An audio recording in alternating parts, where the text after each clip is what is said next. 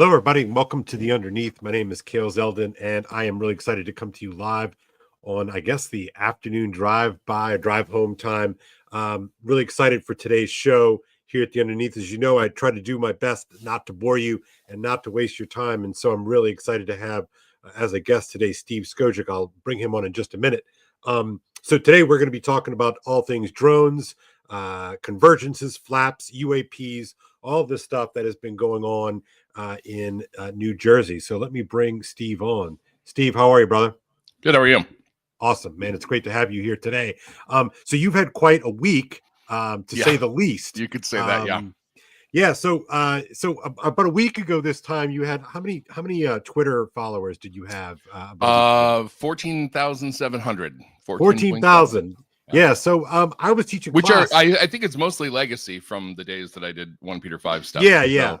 And of course, you got your account back, of course, in the wake of Elon Musk buying Twitter and turning it into X and all that nice stuff. Yeah, it was suspended, permanently suspended, but then he brought it back. So and it was funny because what got you actually permanently suspended was, relatively speaking, pretty anodyne, right?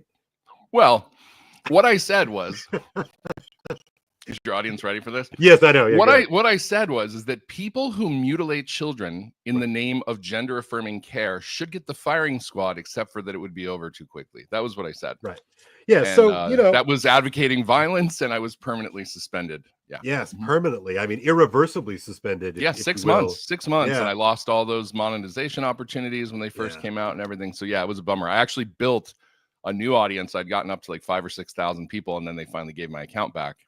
Which is not nothing either. I mean, I've been, but it took a while. You know me, in my cryptic ways, I've been sort of toiling away here on the Twitter for quite a bit, and I've got something like 6,000 followers. So the fact that you were able to claw and scratch it back up to 14. Anyway, got it where it got it. Anyway, so the long and short of it is one day, I don't know which day it was, but I was in class and. I don't even remember what day it was because we talked on the phone, but I don't know which day it was. Yeah. Well, must have been Thursday, I think. That sounds about right. Because you sent me a text and I was in the middle of class, and so when I got out of class, I looked at my phone and I saw he's like, "Yeah, Kale, like kind of weird over here." And so I call him, we talk on the phone, and you're like, "Yeah." But here's the thing: I had just fired up a thread, right? And I was like, I'm going to do an informative thread on what's going on with these drones. These are all the rage these days. All the kids are doing it. So I'm like, I'm going to put together a thread with what I know because I'm obsessive compulsive and I've been following this story in detail, right? So I'm like, I put it together. It's like 20 tweet thread or whatever. And then I set it and forget it. And I'm like, I'm going to go talk to Kale about whatever for an hour, So I'm pacing around the halls because I can't sit still when I'm on the phone. And I'm talking to him. And I come back and the thing's got over 1 million views on just the first post, and every post underneath has, hundreds of thousands. And I'm like, So now, as of today, we're at 22 million views on the first post, and I'm still getting comments on it. So it went viral. Yeah, it's just that's I've had my little dust ups and flare ups, but that is just a staggering number, to say the least. So just really quick though, so we've known each other for a really long time. We've kind of been each other's weird friend, right? That we like to talk about these kind of things that are on the fringes of things. And, and that it overlaps with religion. It overlaps with science. It overlaps with movies, television, all kinds of strange things. And so, you've really been following this story for quite a bit.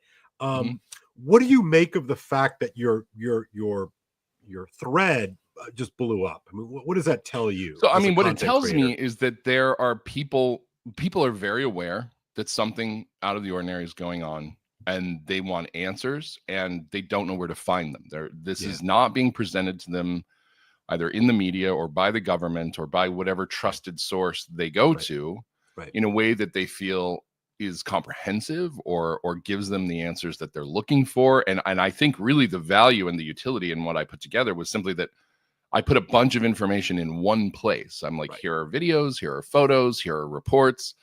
So, kind of like a news story, but in the form of a thread, it just kind of pulled a bunch of things together so people could get a picture of what's going on. Yeah, right. It's interesting to me that this story is hitting when it is hitting. I mean, it's sort of sort of a perfect story at a perfect time, creating kind of perfect storm here, because the credibility of our sense-making institutions, and this is something, gosh, you and I have been talking about it in different versions for a really long time, but I find it remarkable how low the state of trust seems to be with outlets that are supposed to be credible and trustworthy. What do you make of that? I mean, like, why are we there exactly? Well, I mean, in terms of the loss of trust, I think that everybody knows that the media lies habitually. I think they know that mainstream media, even the mainstream media that is more ideologically aligned with people's biases, they have come to experience, particularly through the lens of politics and culture, that those media outlets are not entirely trustworthy, that they are beholden to other powers. I mean, Tucker Carlson's dismissal from Fox News was the death knell for Fox News. Yeah. Them firing him, everybody's like, why? He's the best guy on. He's got the biggest show. What's going on? I mean, it really exposed that there was an alternative agenda behind what Fox News was doing. And look at how much more successful he's become after leaving. So they were actually holding him back, not the other way around.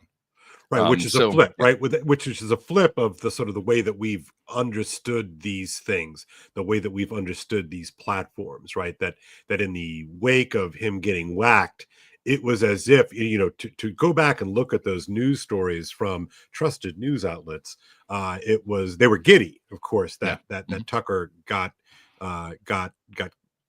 fired, and yet, but comparably, Cenk Uygur, or however you pronounce his name, from the Young Turks, Cenk, I don't know. Hooked on Phonics worked for me. I read things and I guess. So anyway, he has been on a tear about how bad the liberal media is and how untrustworthy they are. I mean, the guy is as left as the day is long, but he's like, they're not doing their job. They're cozying up to political candidates. They're basically propagandists. I mean, so I think on the left and the right, people are looking at the media and they're disenchanted because they're seeing it as propaganda, either for government or for corporate interests or whatever it is. I mean, Tucker revealed that the pharmaceutical industry puts ads on television, not because they're trying to sell you, pharmaceuticals directly. Who goes to their doctor and is like, hey, I want to ask if this is right for me. By the way, the side effects are death, diarrhea, like all these things, And so he's like, happy fun ball, if you remember the old Saturday Night Live commercial. Yeah. So his thesis, though, is that basically what they're doing is buying off the networks so that they don't produce critical pieces about the pharmaceutical industry. Right. And so when you look at things like that, I mean, maybe Fox isn't, a shill for the government, but maybe they are a shill for big pharma. So there's a lot of that institutional mistrust. I mean, obviously COVID blew it wide open. Everybody still to this day fights about that. Right. There's a lag, though, that what's so interesting to me still about the COVID thing. And I really want to get to Jersey, but just real quick, it's so intriguing to me about the COVID thing that there's still a remarkable lag in terms of like what people are prepared to accept about these things. And so here we are, right? And we just went through another sort of media cycle here with the 2024 election and all the kind of interesting narrative curation that was going on with polls. Polls used to drive, people used to think that polls were news that was reported on, but it becomes increasingly clear that polls are ginned up to create news, right? To craft news. So like, that's interesting to me. But anyway, okay, so here we are, right? And so we're in this strange transition period where all of a sudden it's okay to sort of say unpleasant things about Biden. It's okay to say kind of unpleasant things about the election, things that were not, you were kind of not allowed to say. And again, just to be clear here, Steve, I'm not really talking about this from like a specific ideological agenda. I'm just sort of trying to just see this as a kind of phenomena that all of a sudden people kind of feel almost like relaxed. Like, oh, I can kind of say things now. And so we've got this, and then this weird, sort of quirk, feature, bug of the American system in which the president is elected in November but doesn't take office until January. So, I was joking on Twitter the other day, someone could probably write a pretty darn compelling book just sort of focusing on November to January every 4 years, because it's like this weird, truly no liminal man's land. Yeah, right. Truly no man's land kind of space here. So and the other part, this is the reason why I want to bring it up in relationship to this story about the New Jersey drones, is where is President Biden, my friend? He's just gone. Yeah.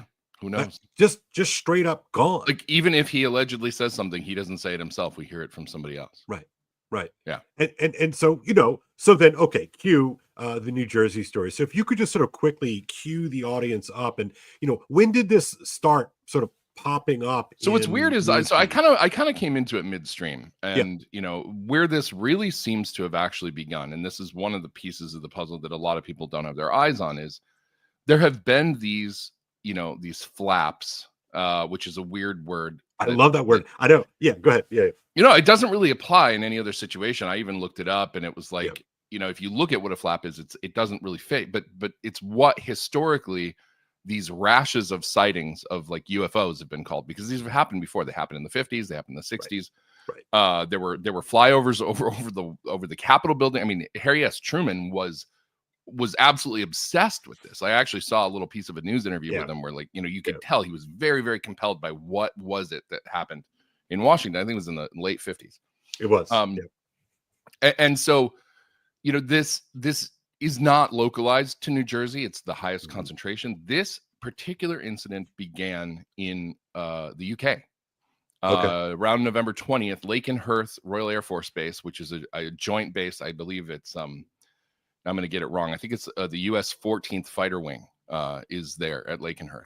So it's there's U.S. assets at the base. There's been discussion. Ross Coulthard, an Australian journalist who's now doing a show for News Nation and covers this topic extensively, he's talked about that there are several Air Force bases in the UK who've had these flyovers. Some of them appear to have nuclear equities.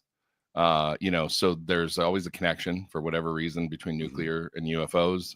And I'm saying UFOs because we really don't know. They're unidentified, they're flying, and they're objects. So, but it started there, and news stories were bubbling up about that around Thanksgiving, and nobody was paying attention because it was Thanksgiving, and then I feel like they kind of tapered off. And then next thing you know, it's starting here in New Jersey.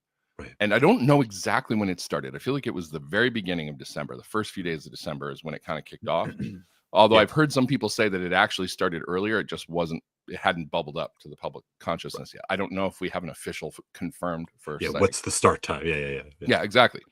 All I know is that we just hit this point where, you go online and people are just posting videos and they're saying, I'm looking up over my house and it looks like a plane, but it's definitely not a plane. Like, it's smaller.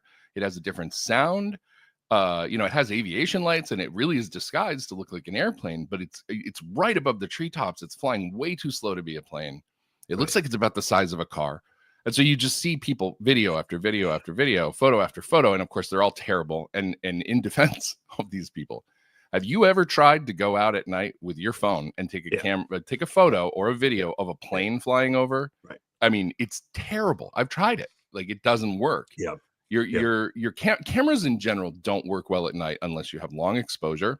If you have long exposure, what it does is it opens it up to blur. Like, have you ever seen those photos of like New York City and all the street lights look like streaks going by? It blows it out. Exposure shot. Yeah, it blows out the image. The other thing that you can do to capture motion is, have high ISO, but that increases the grain of the photo, so it gets very, very grainy. Or you need a fast shutter speed, which means you need a lot of light. So you can take fast shutter speed photos of the moon because the moon produces a lot of light, but you can't do it with an airplane because it's just little lights, right? So it's very, very difficult to get clear photos. I'd also like to point out, it's also really hard to have a steady image of something above you with your arms out. I mean, like the right equipment really does help, and it makes it look easy. But as you said, go outside, tomorrow morning, late tonight, whatever. Try to take a picture of an airplane flying across. It's hard, and it's so far away. So then you're going to try to and you're definitely not doing it with a telescope. I mean, I have a Celestron telescope that's a pretty decent, $400 or $500 telescope,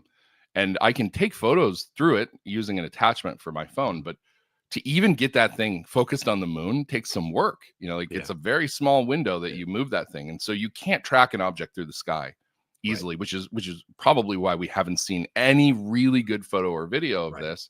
It's just too difficult to capture. So everything's just murky enough that it kind of falls into the uncanny valley of, is it a plane or is it a drone or is it something else? They are lit up, which is very interesting because there seems to be no attempt at stealth. They're flying low, slow, and lit up like Christmas trees. So everybody's seeing them. But what are they? We don't know. Right. Well, and as you said a month ago, actually, we went live a month ago. I was looking at the notes from our last show.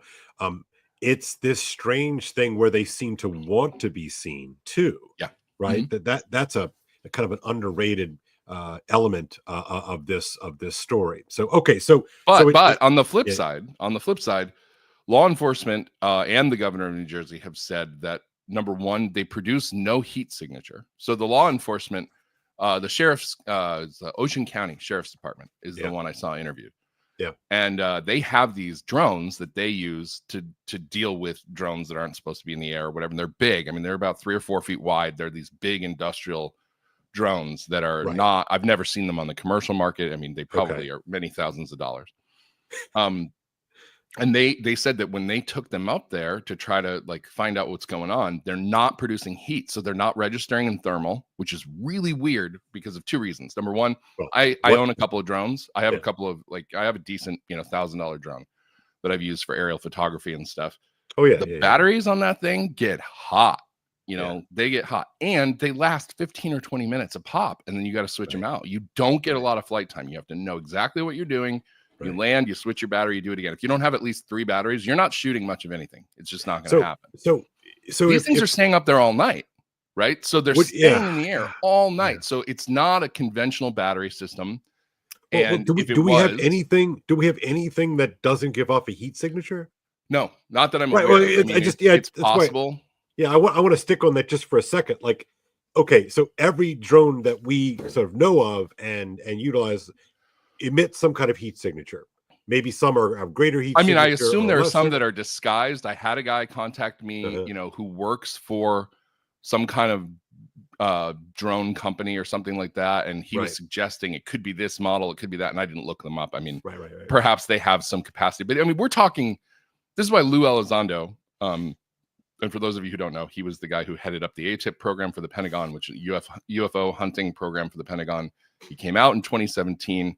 Left the Pentagon to go whistleblower because he wanted to advocate for disclosure. And he just wrote this book, Imminent, that was a New York Times bestseller a couple months ago. Very interesting book. But he came out and on an interview on one of the news channels said that the capabilities of these drones indicate at a minimum that they are state sponsored. Like, this is not the kind of technology that an average person can afford. Their loiter time is 6 to 7 hours. They have some stealth capability. Now we know that they don't produce heat signatures. Law enforcement and the governor both said that when they try to get eyes on these things, they go dark and they disappear. Like, they just evade like crazy. Right. So nobody's been able to catch one. Nobody's able to bring one down. Nobody's been able to disable them. There is technology they have that will either jam a drone, take control of a drone remotely. The military has the ability to basically hack into and take control of the drone. Or to give it a return to home signal so that it actually, because all drones have this capacity, once they lose connection with the host, they can go back to the GPS point that they started from. So they can actually, basically spoof that command and send the drones back to where they're coming. None of that's working. Man. Okay. So that's weird. Like, really weird. I mean, even just sort of just taking that small little portion of this story, check one of things that don't make sense. What else doesn't make sense, Steve? Well, I mean, part of this, you need to have really granular knowledge, I think, to be able to assess what's going on. I'm learning things every day. Like, for example, this guy who contacted me, who works for one of these, defense industry companies that deals with drones, said that the FAA actually does not allow, and I haven't verified this, but does not allow domestic use of anti-drone. He called them CUAS technology, which is counter unmanned aerial system technology. So domestically, we have this problem of, the military can't operate outside of their bases in the homeland. So military assets by law, So military assets would be the kind of assets we would need to sort of figure out what's going on with these and then to interact appropriately. Law enforcement is not equipped for this. They don't, they don't have more than, they have a helicopter, they have some drones. They don't have the kind of tech that the military does to deal with, we field military drones like the MQ-9 Reaper and all this stuff. Like, we have real drones that, are part of the warfare that's out there. And we have anti-drone technology, but it's used in military applications only. So what's difficult is trying to bring those assets in to a domestic theater and deal with what's going on. So for example, Congressman Chris Smith of New Jersey said that he talked to a commander of a Coast Guard ship, 47-foot, why he described it as, I don't know if that's a particular class, but he said a 47-foot boat, so a significantly sized boat, that told him that 12 to 30, which is an interesting range, 12 to 30 of these drones were following their boat, but they were not given authorization to engage with anything. Now they deal with narco, trafficking and stuff like that. So they have anti-drone and some technology, but they weren't given authorization to do anything. So they didn't. So, that's the closest we've come. Actually, no, there's one. No, there's that helicopter story you were telling me about. So which one was that? Well, that they locked in on one and the helicopter pilot pulled out. Oh, yeah. So that was another story that was told by the Assemblyman Bergen. I can't remember his first name. Yeah. Brian Bergen, I think, Assemblyman out of New Jersey, who is a former Apache helicopter pilot for the Army, who's very frustrated because he said that he drove 2 hours to get a Department of Homeland Security briefing on this. And he's like, he described it as amateur hour. He's like, they didn't give us any answers. They were basically just being lazy. It's low effort. He's like, I don't understand what they're doing. Why did I drive across the state to sit here in a briefing where they tell me they not only don't know anything, but they aren't doing anything? Like what they didn't ask us for resources as legislators. They didn't do anything. They just basically said no.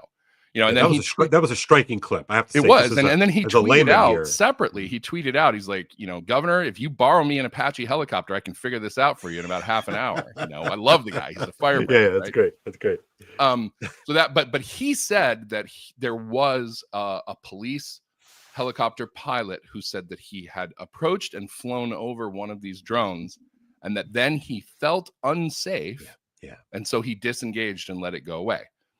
No description was given for why he felt unsafe. Like, was it a spooky feeling? Like, was it pointing a gun at him? Like what happened? We don't know.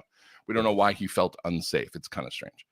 And then I will say the one other thing. So there have been several military base overflights that have been confirmed. Picatinny Arsenal in New Jersey has confirmed at least 11 separate sightings since this began. Naval Weapons Station Earl on the coast of Virginia had a sighting, and they actually they deployed their it's called de-droning technology. What they have, I don't know. Like, they're big weapon systems that are made by Raytheon and stuff that are meant to repel drones. So I don't know what equipment they have. Yeah. No conclusive information was given about whether those systems worked. One assumes that they did not because we didn't get any additional information. Like if one came down, we didn't find out about it. And then last night, Wright-Patterson Air Force Base in Ohio had to close their airspace because of heavy UAS, that's what they call it in the military, unmanned aerial system, activity above the base. They actually had a medical flight coming through, and somebody released the audio of the air traffic communication where they were like, you're the last flight we're allowing through. Once you leave our Delta, we are sterilizing the airspace because of heavy UAS activity over the base. Now, Wright-Patterson, by the way, has its own place in UFO lore.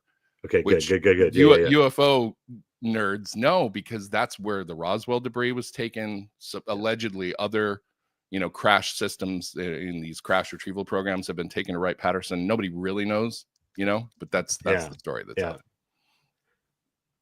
So so we just lined up weird. A bunch of we won't, but to be fair, at this point, you're just sort of lining up some sort of strange tech. Right? Yeah. And not to elide over that. I mean, strange tech is really strange, and it seems to be strange in a kind of way that even dudes who like live tech, breathe tech, eat this kind of stuff up are really kind of scratching their heads. And I do think that is worth. I think that's worth just sort of sitting with, for a minute, just remembering that portion of it. Okay, so do we need other anomalous characteristics? Do we need? Give me a couple more. Here's another one. A sworn officer of the law in the state of New Jersey said that he saw 50 of these drones coming in off the ocean. Yep. It is important to note that none of these drones have been seen taking off or landing. They have no idea what the origin point is. So this guy, who is a member of the sheriff's department, but he called 911. I guess he didn't know what else to do. I don't know why he called 911 instead of radioing in. But he's like, there are literally 50 of these things. I've counted them. They're coming in off the ocean. I don't know what's going on, right? The number of them and from where? From where? Like, is there a submarine that's coming up to the surface, launching them, and then going back down? I mean, I'm getting weird DMs from people. In fact, right when I was about to get on, some guy is trying to send me $5,000 through Cash App because, trying to find out if I'm a worthy cause. And I was trying to figure out what information he was fishing for. How worthy do I have to be, sir? I could use the $5,000 to pay my bills this month. Let me tell you. But seriously. if I got to give you feet pictures or whatever, let's make it happen. But anyway, so I get these weird messages from people who've been following this. And one guy started telling me that, on radar or something, there are these control towers that are appearing and disappearing out in the ocean, almost as if there's a submersible. I don't know how to vet these things. I'm not that guy. I don't have a military background. I don't know how to do that. I'm an enthusiast who's just trying to piece together a puzzle. But the military does have, remember, we've got the Department of Defense has satellites. They can track things like this. Trump actually came out today with a statement on this. And he said they absolutely have the capacity to trace these things all the way back to their origin. And they're not talking about why, where they're going. And he's like, I don't know why they're not. They just decided not to do it. Yeah. Okay. So maybe. But he also said he wasn't going to stay in Bedminster. Yes. He changed his mind because they've been flying over his golf course in New Jersey. And he's like, I'm not staying there because I don't know what's happening with this. Yes. Yeah, so he wouldn't comment on whether he had received an intelligence briefing. I saw that. So just so folks in the audience understand that one of the places that Trump lives, is when he's not at Mar-a-Lago, he's in New Jersey, right?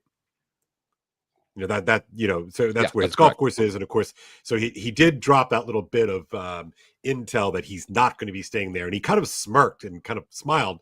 But he also did get the feeling that this was a security measure that they were taking. Yes, that was definitely the sense that I got from it. But a couple of things. Number one, it was wild. I sent you a DM on this one. It was wild to see. I know he's not the president technically yet, but de facto he sort of is now acting like the president, right? But to see a president go up to a podium and take live questions was, I gotta say, kind of shocking. Honestly, when's the last time we've seen that? Anyway, so without a face like he's pooping his depends, right? So right. No, it's a pretty remarkable moment. Okay, so, but let's talk then a little bit about the various ways in which the government has communicated to us and what they have communicated and what they have not communicated. Because so this is a huge story too. Yeah. This is where it gets fun. So what you see is at a local level, a high level of concern, right? So law enforcement is very concerned. They've actually been interviewed on the news multiple times. The governor of New Jersey kind of comes across as a little bit of a tool, but he seems like he's worried about it. But he made a statement that was ridiculous last Monday. He did a little presser. Yeah. And in between applying heavy amounts of chapstick, he said, actually, what he was doing. He was eating that chapstick. Yeah. Go see the clips, guys. It's it's really weird. Man. Yeah. But he, the first thing he says is there's no, threat to the public safety, but we have no idea what these are or where they came from. It's like, well, you got to pick one, man. Either know that there's no threat or you know what they are. But you can't know. What you're telling us right now is that there's no threat, but you can't say that it's no threat if you don't know what the thing is. Yeah. If something is hurtling towards you and you're like, it'll be fine. No, I would like to know what that thing is. Does it have the ability to avoid colliding with me? So, but I mean, all the way up the food chain at the local level, state representatives, state elected officials, those who are elected to Congress. I mentioned Chris Smith. What is the guy's name? Jeff Van Derm. Is that his name? He's another congressman from New Jersey. Now he went on Fox News. This was very weird. This was very weird. I watched the interview. He's on Fox News and he's like, I'm going to give you the real deal. These are Iran. These came from Iran. There's a mothership off the coast. Of the East Coast, and these are Chinese-made drones that were purchased by Iran, and they have launched them into the country. and they are controlling them from a mothership off the East Coast of the United States, right? And he's like, I'm just telling you, that's the real deal. I have highly placed sources, very trustworthy sources, blah, blah, blah, blah, blah. Yeah. So to the ear, maybe this is sort of a little mnemonic device, not a mnemonic device, but a frame advice that I use. It's like when I hear someone say, I have really good sources, I have, trustworthy sources, like immediately honesty and trustworthy just go like right out the door. Because if you have to say it, unless the person saying it is somebody that you already know has good judgment, and and you're like, okay, if you've got good judgment and I trust you, then if you tell me you have a good source, I'll buy that. Okay, I'm with you. But I mean, I don't know who he is, and he didn't come across as the coldest beer in the fridge. So, but he was dang sure that this was the real story. And like an hour later, the Pentagon spokeswoman comes out and she's like, there is no truth to that claim at all. None. There is no Iranian ship off our East Coast. These are not Iranian drones. Like, that is nonsense. Man, I really am glad not to have been that dude's press secretary afternoon in the next 5 days. So what's interesting to me is, and this is my personal theory, could be wrong. Yeah. But you've done a lot of studying of CIA and PSYOPs and things like that. I've probably actually done less than you, but I am aware. Yeah. This feels like this information back and forth thing is part of a PSYOP. And so the feeling that I got is he does have a highly placed source, and they're in the intelligence community, and they used him to put a false narrative out there, because the second that interview was released, every single thing that I posted was getting replies. Oh, it's Iran. Oh, it's Iran. Oh, it's Iran. Right. It's like, no, stop. Iran couldn't even defend themselves against Israeli airstrikes last month. They basically took out their whole air defense network. Like, they're not coming 6,000 miles across a very choppy ocean with their crappy Navy to New Jersey. That isn't seaworthy to live off the East Coast where we have the most powerful Navy in the world by a factor of 10. And they're just sitting there lobbing drones at us, and we're just letting them fly around. Like, if I was in 5th grade, I wouldn't come up with that story. Like, it doesn't make any sense. But just to remind the audience, what was it, just 2 or 3 months ago, the Iranian pager incident, in which they had all these planted pagers for is a combination of Iran and Hamas, right? But all the pagers started blowing up. So like, I'm just not buying that part of the thing. No. So you bring up PSYOP, Steve. The thing that occurred to me today, and I tweeted out a little bit, is like, it can be a PSYOP even when they don't know what it is, right? Yes. Well, when who doesn't know? Right. So if the government, is sort of, with these various mouthpieces are saying, this and this, or, that doesn't preclude them from not knowing what's going on, right? Because typically you think of a PSYOP like, okay, we know that, this thing over here is true, right? But we're not going to say that this thing is true. We're going to sort of set up some sort of thing whereas people think something else is true. But we know that this thing is true, right? Mm-hmm. You could still run the PSYOP from over here and not have a grasp of what's going on here. Does that check? Okay. So in other words, are we being are we being protected? Is the narrative sort of being curated in such a way? There are more pieces to this. So even in that same press conference, the Pentagon spokeswoman, whose name escapes me right now, she said a couple of things that sort of echoed what the governor of New Jersey said. She said that these are not U.S. military drones, definitively, like, they're not ours. So flat out denial. She also said that they are not, we do not have any reason to believe that they belong to any foreign entity or adversary. Okay. So just right there, again, like, we're kind of limiting our options. Right, that's what I mean. Like, what else is there then? Okay, go ahead. Yeah. So she creates this situation where it's like, it's not this, it's not that. And by the way, it's absolutely not Iran. That's ridiculous, right? End of press conference. Like, that's it, right? And so what this does is it creates an information vacuum, which is where conspiracy theories flourish, right? Right. It's fertile ground also, though, for planting PSYOPs. So the Iran thing is still disseminating, still propagating, and then a new wave of disinformation comes out, and the next wave of disinformation, and this one is still the most popular right now. And I did a video on it 2 nights ago that also went viral. It actually has 1.6 million views on this stupid video that I literally came home. I was working late on my side gig delivering food for Uber Eats because that's, I'm that's where we are, baby. Yeah. And it was like 11 o'clock and I'm about to get in the shower and I'm like, I need to do a video because I really want to say something about this because I've been thinking about it all night. So my hair's disheveled. I'm standing there. The shower's running in the background. Shower's running in the background. I'm riddled with ADHD. I'm like, if I don't do this now, I am never going to do it because I'm going to get out of the shower. I'm going to be like, I'm tired. I'm relaxed. My hair's poofy. Like, I'm just going to lay down. Right. So I do this video. It's 5 minutes long and I'm standing there. And by the way, the number of people who focused on me leaving the water running while I did the video, I'm like, do you know, I have teenagers. You know how long they take showers for? Like 30 minutes. I took a 2-minute shower with a 5-minute video of the water running. Like, I'm well within the boundaries of a reasonable water law. Just a quick timeout. Okay. Like you're making some sort of big video, like saying, hey, like, by the way, could be aliens. I don't know. And people are like, throwing shade your way because you're running the shower. Like, amazing. I'm waiting. Yeah. And they're worried about my water bill. I'm like, I live in an area where there's a lot of water. It's actually not too bad. And it all goes back into the environment. Like, it doesn't get destroyed because it goes down the drain. It just recycles and it goes into the rain clouds and then it comes back down. It's all good. So anyway, but I do this video, and I'm just shooting from the hip. And it gets 1.6 million views.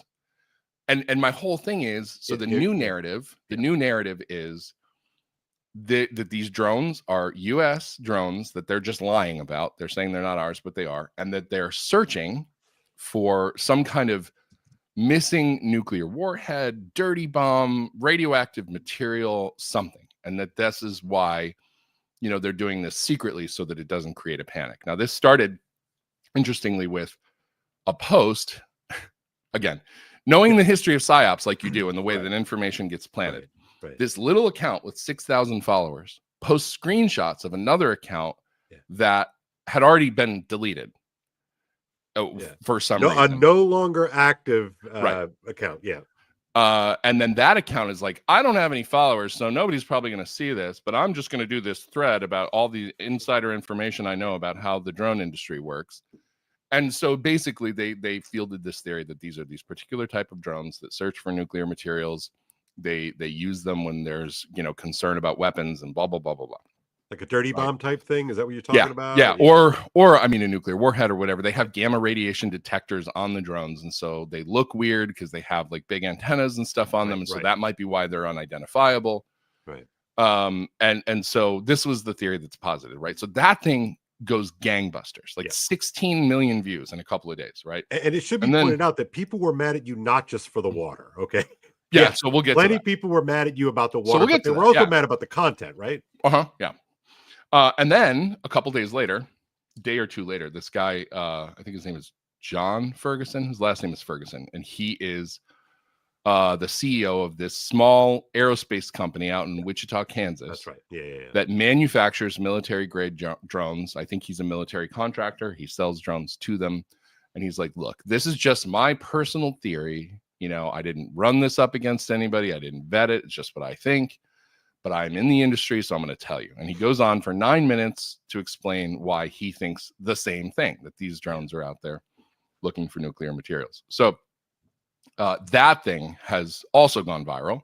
Yeah. It has been viewed 12 million times, and I think it's been sent to me 12 million times. Yeah, right. And so my video that I did in front of the shower on Saturday night was after that his video came out, and I was like, look, I don't think that this is the real story. I think, again, this is a ruse. And the reason is because, number one, why, if the Pentagon is keeping their search for, nuclear materials a secret to avoid a public panic, why don't they have a cover story? Right. Like, the Pentagon is notorious. I mean, it's kind of in Iron Man, it's the big joke. Like Tony Stark and Rhodey have this conversation when he finally like tests out the Iron Man suit in a live combat situation, and the F-22s are tracking it down, and he damages one of them, and he's on the phone with Rhodey, and he's like, okay, it's me. And he's like, what am I going to tell people? He goes, tell them it's a training exercise. It's like, I can't tell them it's a training exercise. And the next shot, he's standing at a podium saying, during a training exercise yesterday, we lost an F-22. Right. So but that's what the Pentagon does, right? They have plausible cover stories that calm down the public when there's something going on that could elicit panic. But they haven't done that. They've literally given us nothing. It's not us. It's not them. End of story. Sorry, right? And so people are freaking out and conspiracy theories are going nuts and people are talking about, like, the number one thing I have had in over 10,000 replies or whatever to my posts on this. Right. Why haven't people shot at these things? Why haven't they taken a gun and tried to shoot them down? So you think about the dangerous situation that presents, that in a country where there's obviously a lot of debate over the use of firearms by private individuals, a lot of people are advocating that people just pull out a gun and shoot at something that they don't know for sure, whether it's a plane, a military drone, a military asset of some other kind, a helicopter. Like, it's all at night. It's all happening at night. Right. Just point number two. If they're looking for nuclear materials, why are they stopping? Why not during the day? Yeah. And there are some people who've been like, oh, you can't detect gamma signatures during the day because the sun produces. I looked it up. It's bullcrap. Like, yeah, absolutely can. It can interfere a little bit. Sunlight can interfere. But if they were desperately searching for a dirty bomb, they would be round the clock looking for this, right? So that's point number two. Point number three, this isn't localized to New Jersey. This is across multiple states. We have sightings in Massachusetts, Connecticut, Maryland, Washington, D.C., New York City, New Jersey, Virginia, Tennessee. Like, they're all over the place. Yeah, we had one on my local Facebook page here in Rhode Island. There was people were talking about it here too. So there were sightings here. Make of that what you will. Yeah, I mean, somebody we both follow on Twitter, Lou in Alaska. She posted that her sister, who lives in Alphalin, North Carolina, which is about an hour west of me, and it's in the middle of the state, in the middle of nowhere, that she woke up at 4 a.m. to an SUV-sized drone in her backyard, hovering above the ground between her house and the horse barn. And the lights from the thing were what woke them up because it was coming in through the windows. Mm-hmm. And she's like, my sister is the most no-nonsense, never exaggerate person you're ever going to meet. If she says there's an SUV-sized drone in her backyard, there's one there, Yeah.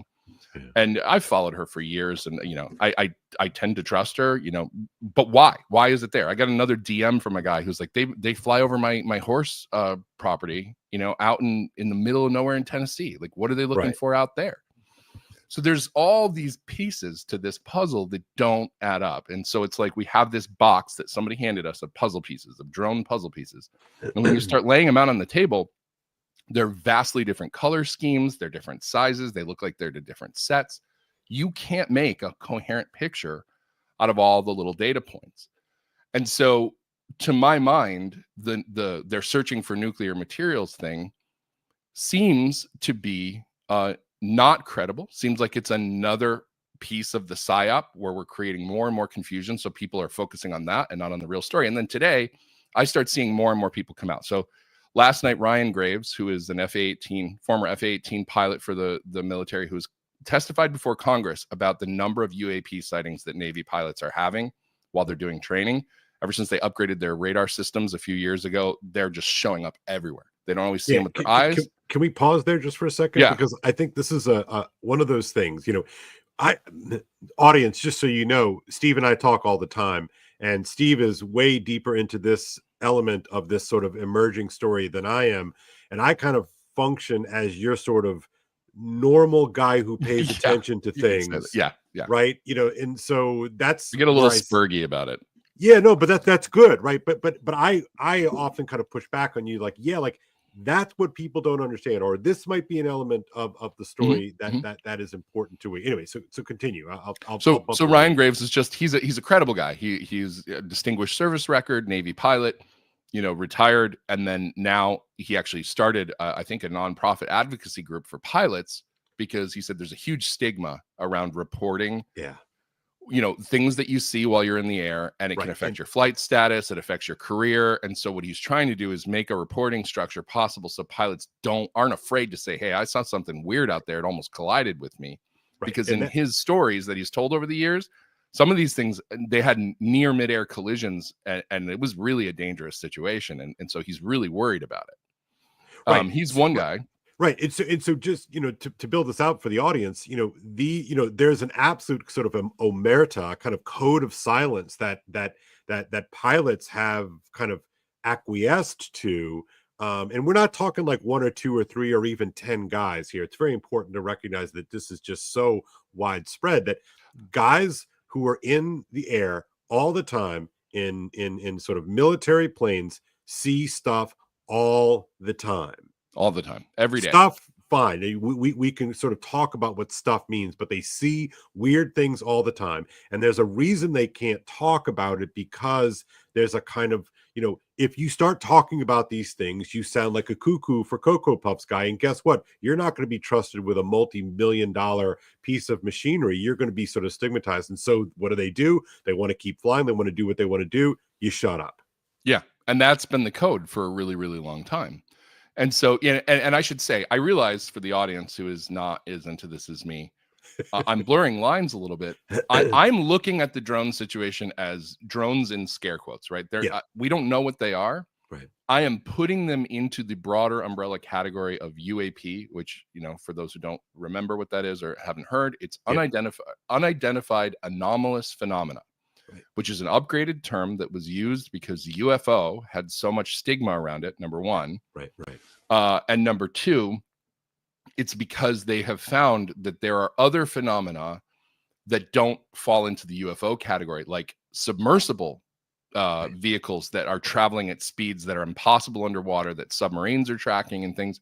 So there's a number of different manifestations of this. So they created this umbrella category called UAP, that can deal with everything from weird glowing orbs in the sky to technical craft to submersible vehicles to whatever, right? Yeah, right. And so when I'm talking about this, I'm jumping back and forth between UAP in the more woo Foo Fighter variety, right, and UAP as in these drones that nobody knows where they came from and they're not willing to talk about it. So Ryan Graves, anyway, to make a long story longer, he said, my own sources are telling me that this is absolutely not the case. Ross Coulthart, investigative journalist, award-winning journalist who has a show on News Nation where he talks about this stuff all the time. He's like, same thing. My sources are saying this is not the nuclear case. Jesse Michaels, who does the American Alchemy podcast, which we both enjoy, fantastic, came out today and he was like, no, the nuclear story is the psyop, right?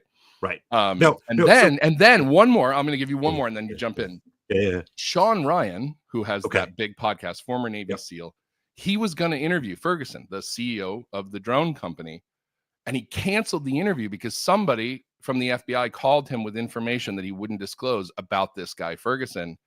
And he's like, I can't vet the information. And so I don't know. He's like, he may be trustworthy. He may be telling the truth, but now I'm not sure. And I'm not willing to move forward until we can verify this. So the pieces of the puzzle that are coming, into play in this part of the picture are saying the nuclear thing, probably a ruse, which honestly, like, it doesn't make sense. And by the way, we have satellite and ground-based sensors for nuclear materials. Right. You don't need to fly drones in order to detect this stuff. Like, it's kind of ridiculous. Yeah. It's sort of playing off a kind of, fear, and look, you and I were talking about this. I mean, what do you make of the fact that people would, because what's happening here is you have a couple of different things that are sort of vying for most likely story, right? Most likely narrative. And what I found interesting is the most likely scenario is not necessarily the one that people want to hear. Yeah. And I am really struck, Steve, by the fact that people they were mad at you for coming out on the shower video, right? They were mad at you because you were sort of poking some, I think, really important holes in the narrative about the nuclear weapons search. And I'm sitting there thinking, like, why are you angry about, shouldn't we be sort of thrilled, frankly, that it's not a nuclear weapon? And so what do you make of people's sense of the narrative and what they almost like want to think and what they would prefer to believe? So we live, I think all of us, unless we really actively cultivate a habit to the contrary, live in epistemological bubbles, right? We live with blinders on that keep us within the comfort zone of our own normalcy bias. What there is a sort of a constellation of things that we're willing to believe and things that we're not.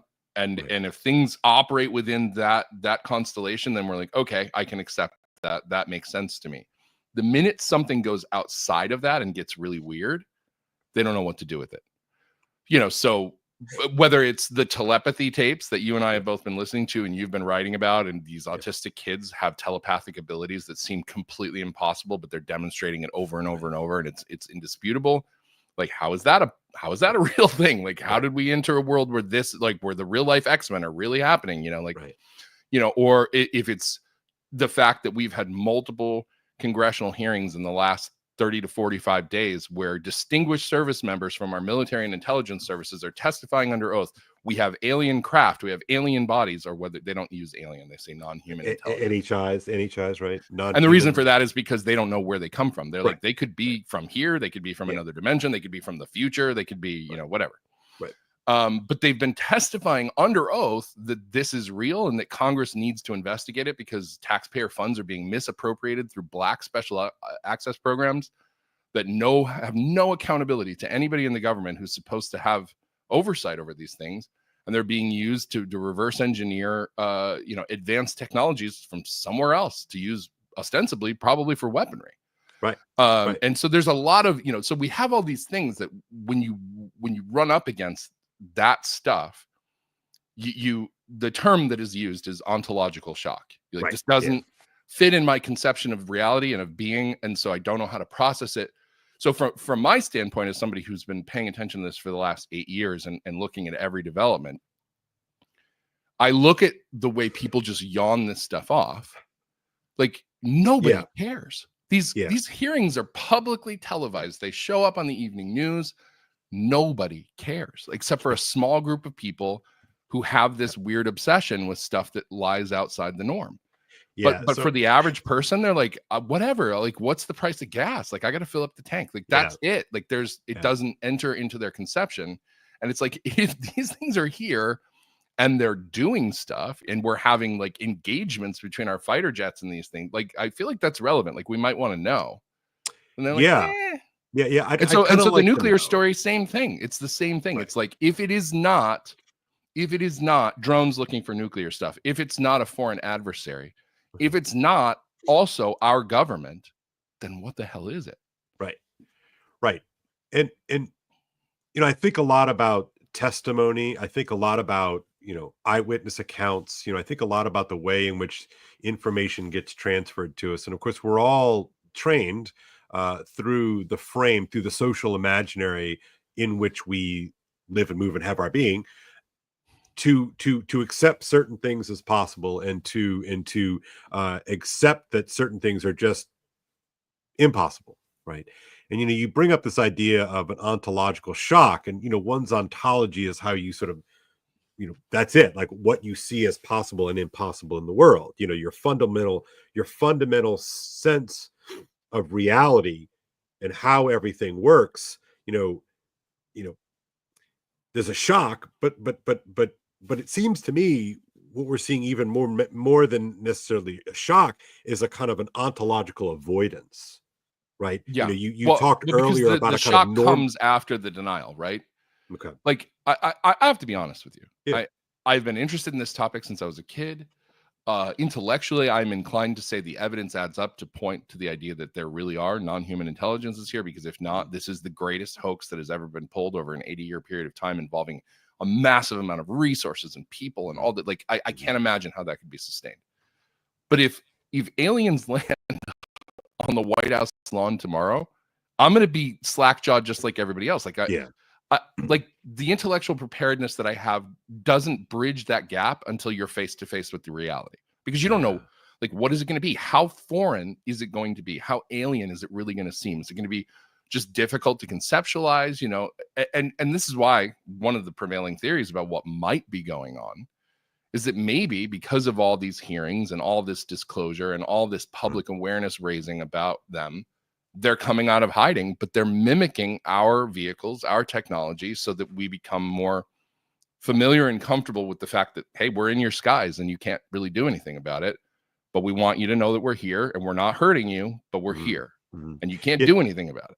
Yeah, to me, that is precisely what is terrifying about this story for me, even more so than the kind of ontological shift and broadening that I have to undergo to accept interdimensional beings, let's say, is that there are no walls, there are no boundaries, there are no safe places if our airspaces are completely feckless against what we're seeing. Like, well, I mean, your question about the wall, right? Right? You asked me that question the other day. You should ask it again. Let's talk about it. Well, you know, we have lived in a world, right? This is where we're going. We have lived in a world, you know, Eric Weinstein talks about we've sort of been in a nap, a big, long post-World War II nap. And in that nap period, we have allowed ourselves by the basic safety, and because I'm here talking about North America, I suppose, but the basic safety has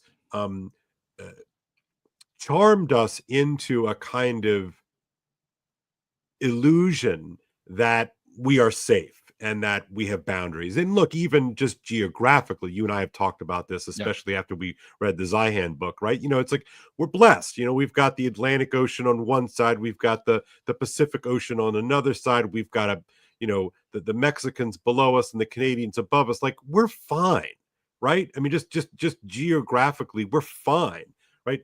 So anyway, we've sort of lived in this weird world in which we can convince ourselves that walls are for fascists, right? That only the Sith deal in absolutes and other such absurdities, right? And lo and behold, Steve, it doesn't seem that this is really true, does it? No. I mean, and so you've been to Europe. You know, something that sometimes you can know things without knowing things. Like, you don't, unless you're face to face with it, you don't think it through, right? Yeah. So when I was in Europe during my Austrian semester back in 1999, we went to a bunch of different castles. But the one that was most impressive love to this. me, Love the one that was most impressive to me was the Festung Hohensalzburg, you know, in the city of Salzburg in Austria. Because the walls are like 6, 8, 10 feet thick. I don't even know what they are. They're like 3 meters thick. And this thing just stood for hundreds of years and was impenetrable, and it became completely irrelevant in World War I because there are airplanes now, right? Like, it was all about being able to repel sieges and all this kind of stuff. But the minute you can go over the wall, it doesn't matter anymore. Right. And that's kind of what we're dealing with here is they can go over the wall. Yeah. Right. And so it's funny, as I was talking about castles in my class just the other day, like, well, what is it? It's like, well, it's a technology, right? And like, well, what is it for? Like, well, it's to protect something precious, right? Well, what's precious, right? So you kind of play this sort of mental cascade of like, you know, there's the keep, right? And well, you know, the king is in there, and there's the family and the royal jewels or whatever, right? You keep so we have essentially by the power of our military and the blessings of our geography, we have lived in essentially a castle, right? Yeah. And inside the walls of this castle, we can kind of largely do what we want to do, you know. But and there's no, like you said earlier, you were talking about the Iranians and you're talking about these, like there's just no way, right, for anybody to hurt us. But let us remember here, Steve, we were told that borders were fascist and that we should let anybody in. You know, we had for the past 2.5 years, I guess, we have had essentially an open border to the south, and the narrative, of course, is that poor people from Central and South America were coming up in search of a better life, right? But if you did any kind of poking around with that story, the news reports were pretty stark that actually there were all kinds of foreign nationals making their way, just coming on up and coming on through into this country. So you've got that part of the story, you know, the southern border or lack thereof story. But now you've got a situation in which we thought we were safe from aerial phenomena. And now it appears, again, putting that in quotation marks, it appears that we have no control nor no knowledge of this. And the fact that the government is just saying that, and like, how can you say that? That, to me, that's the shock. Well, right? Yeah, exactly. And it is what guys like Lou Elizondo have been banging the drum about, He's like, whatever you think these things are, it doesn't matter to me what you think they are. He's like, I don't know for sure what they are, but he's like, but they're violating our airspace with impunity and we can't do anything about it. And that should be bothering everybody. Right. And it's not. Right. You know, like the reason why, you know, as Zeihan explains so competently in his book, The End of the World is Just the Beginning, that we are basically uninvadable is because nobody has the kind of Navy that is seaworthy enough to get close enough to launch an assault. Right. You know, not just a land invasion, you need to be able to bring an aircraft carrier, or, you know, they're short range fighters. Right. But what if you have a technology that means the distance just doesn't matter? Like you can just pop in and out of this reality. You can pop in and out of visibility. You can, you know, do whatever. Like nobody knows how these drones are disappearing. Nobody knows how they give off no heat signature. If they're not battery powered, I mean, battery gives off heat, but maybe you could shield it. If they're fossil fuel propelled in some way, I mean, you know, like our Reaper drones, I'm pretty sure are gas powered of some kind, or rocket fuel, or I don't know what they use. Well, Steve, everything you're going to be producing heat because there's combustion. Right. I was just going to say everything that we have or can conceive of has a heat signature. Yet these things don't have a heat signature. Can we just go back to that? I mean, hello. Like, what does that mean? Well, what do we have in our arsenal that doesn't produce a heat signature? Now, I'm not saying it can't exist. I suppose it could. Right. But I don't know that anybody, you know, could point to something and be like, no, we can actually fly this thing around, no problem. And it's got, you know, evasive capabilities and it's fast. And yeah, by the way, it just is completely dark on thermal. Like that's one of the things that actually differentiates UAPs from standard aircraft. It's one of the observables is that it has no visible means of propulsion. You mean like, so just again, for the layman, you know, like a propeller or a rocket? Is that what you're talking about? Yeah, like they don't have control surfaces like wings and you know, tails or rotors or propellers or whatever. They don't produce heat signatures. They don't have visible means of propulsion. If you flip to infrared, you don't see an exhaust trail that's hotter than the rest of the vehicle. Mm-hmm. Like those kinds of things are what happens when we encounter UAPs. Right. I lost your video. I don't know if everybody. I'm coming back. Don't worry. Can you hear me all right? Yeah. Mm-hmm. Yeah.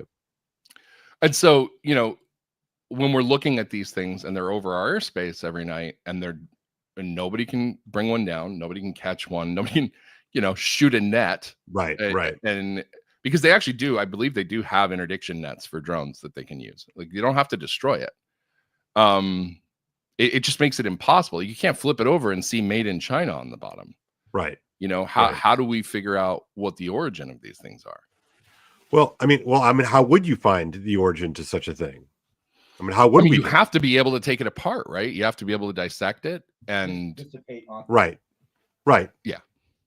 I mean, right. So the only way to do it is some sort of reverse engineering, which means we have to have some kind of retrieval, either a crash retrieval or interception. Yeah, exactly.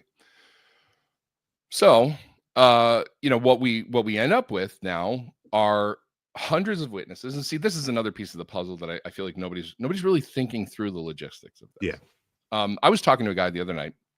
I don't know his real name.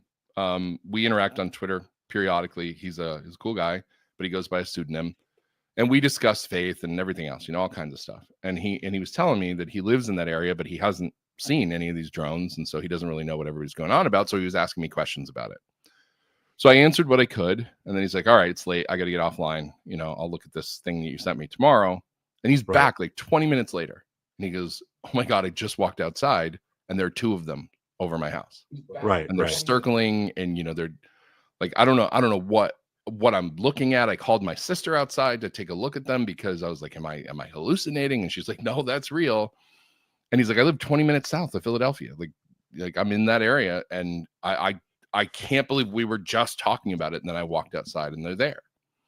And everybody is seeing these things, not just one. Like I've actually seen people say, if you see just one, you think it's just a plane. Where you really start to realize you're in the uncanny valley is when you see 3 or 4 or 5 or 6 or 7 of them all together. And then you're like, wait a minute, that's not normal. Like that's not normal airplane traffic. Right. And then you give it another look and you're like, oh, wow, that's lower to the ground. Like, oh, it's actually going really slow. It's kind of hovering, like it's turning at a 90-degree angle. Yeah. And so, but the number of people who are reporting this across multiple states implies that at any given time, there has to be hundreds of these things in the air, if not thousands. And then they need Thousands? a logistics. I mean, I know. The geographic area. Why are Yeah. people seeing them across the entirety of, the mid-Atlantic and New England? Right. I don't think they've made it as far north as New Hampshire and Maine, but they're definitely in Massachusetts. Mm-hmm. They're in Maryland. They're in DC. They're in New York. They're, in Virginia. They're all over the place, right? So you're talking hundreds and hundreds of miles of territory where people are seeing them simultaneously. That also means there needs to be a logistics supply chain for these. They have to refuel somewhere. They have to launch from somewhere. They have to land somewhere. And it all has to be done through concealment because nobody can figure out where they're coming from or where they're going. Right. Well, again, it has to, right, in a conventional frame. And this is weird too. There was a report that was not corroborated anywhere else, but it was a 911 call that was recorded and shared online. And a woman said that she worked at a solar panel farm, and one of these things came down and started draining all the power out of the grid. Yeah. And then it took back off. That's really interesting. So it's like, are they finding localized sources of energy refueling through some kind of, induction charging happens. We have it for our phones. I have a magnetic thing. I can just slap my iPhone on and it charges without a plug. Like, is that what's going on? Are they flying over, power plants? Like, nobody seems to be able to provide these answers. But it's happening every night for weeks. So how long does this go on, man? And that's the big question. I mean, I was asked that. I was on a different podcast last night, and I was specifically was asked that question, and I'm like, look, I don't have any particular power of prediction. Last year, December of 2023, Langley Air Force Base in Virginia had flyovers of unknown drones for 17 days, and then they stopped. 5 years ago, this happened in Colorado, including over military bases, and then it stopped. These stories only bubble up now because it's happening again. But what keeps happening is it just gets memory hold. Like, it happens, it goes away. Everybody's like, what's on Netflix? Like, is there any new shows? And then they move on. I suspect that this is different. And maybe look, one should be cautious about these kind of things. Look, you had a warning today on Twitter where you said something, you need to be high in openness and strong in discernment or something to that effect. Yeah, you need to be open-minded and highly discerning. Yeah. And I think because in order for you to consider all of the possibilities that are on the table, you have to take the blinders off. But at the same time, and I would the number of conspiracy theories that are being flown around, the number of ridiculous explanations, and people are grabbing onto them because they feel more normal than what the alternative would be.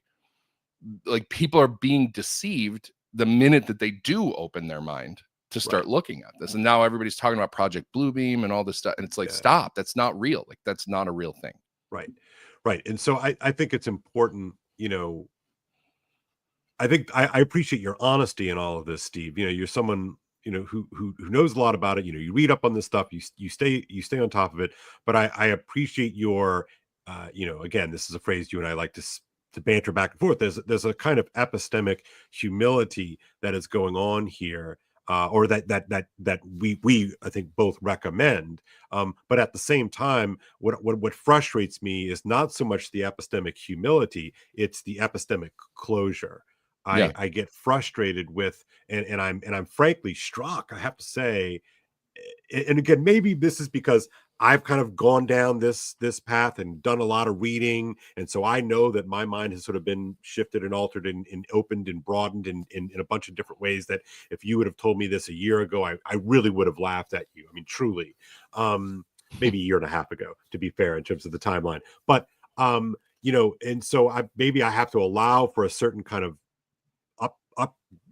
updating, system, an OS upgrade, but I'm really struck by the normalcy bias, right? That people are just like, no, that's not true. Or, no, it's this and it's this. And you can't tell me otherwise. And what would you say to those people who are really looking for some terra firma in this space? Well, I mean, it's difficult, right? So dogmatism, and I know it's a little bit of a hobby horse for me, but dogmatism kind of is the enemy to understanding reality, because what it does is it gives you a priori arguments about what can and can't be, and then you act accordingly. And so, there are scientists out there and skeptics, professional skeptics, you don't have to be religious. They could be an atheist, materialist, and the atheist materialists are out there going, "This isn't possible." Well, because remember, it has right? To be this. Right, because dogmas protect and edgelord sacred things. Yeah, they're they're axiomatic, inviolable axioms. Yeah. Right. Whatever your sacred thing is, the dogmas are kind of a shield against. So the Michael Shermers of the world, who is an atheist, materialist skeptic, like he's like, "Oh, this is ridiculous. It can't be this." Right.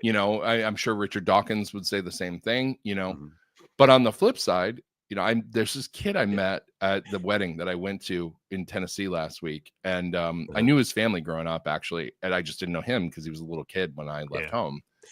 And he was just a really, really cool guy. Really liked him. Like I'm not making fun of him at all. Yeah.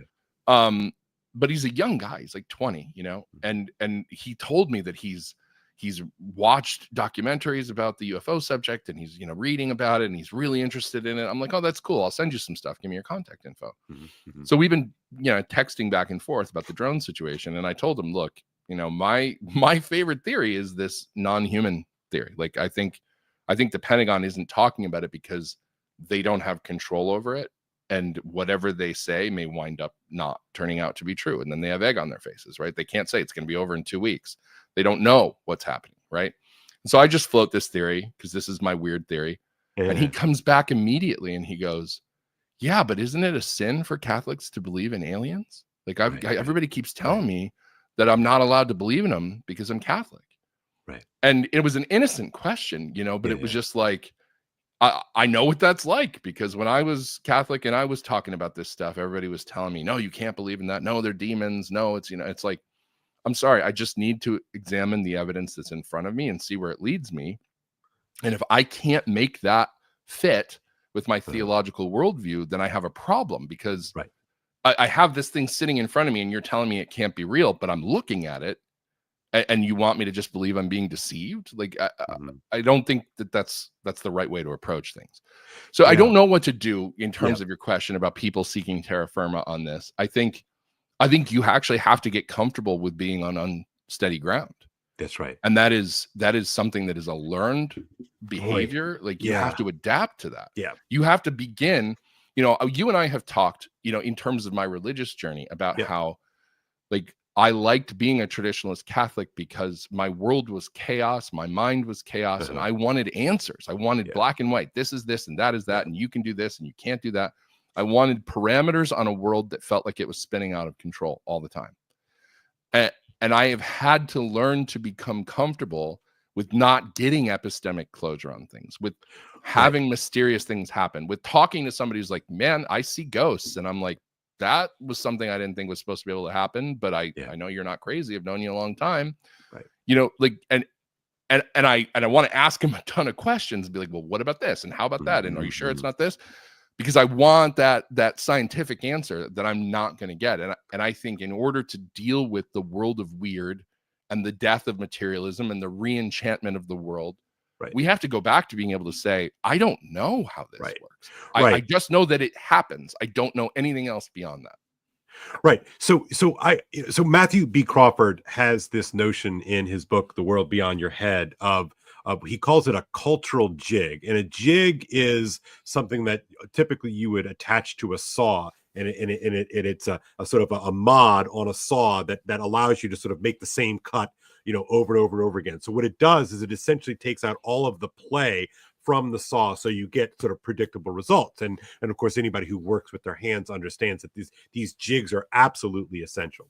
And so I've been thinking about this in terms of, like, we have these kind of mental jigs that we use and we operate in. And my belief, I suppose, I guess I would say it out loud, my belief is that if your religion becomes a jig, you need to be really cautious and aware of the fact then that the jig is keeping you potentially epistemically from seeing things you might not want to see. Now, I'm comfortable with the idea that you set up some sort of guardrails and some moral frameworks with which to live and move and do your thing, right? I'm not talking about sort of throwing all caution to the wind, but the idea, but the notion that you can't think certain things, right, I think does lead to a kind of nihilism that I have witnessed in certain people, and a kind of despair, because as you yourself just said, when you were in that mode, when you were 1 Peter 5, trad king, it was a mechanism by which you quieted the messiness or the noisiness of the data, so to speak. Yeah. And I think this is one of those moments, and again, I think this is one of those moments in which the noise of the data is such that you need to sort of expand things out, of what is possible. And to me, I connect this to sort of the larger notion that we are seeing the twilight of modernity, and I would argue that we are seeing the sort of the twilight of secularity. And what we are kind of uncomfortably finding is that so much of our religious imaginary, so much of our religious jigs, to sort of use that metaphor, are showing that we actually, many of us, are really just modernists when it comes down to it.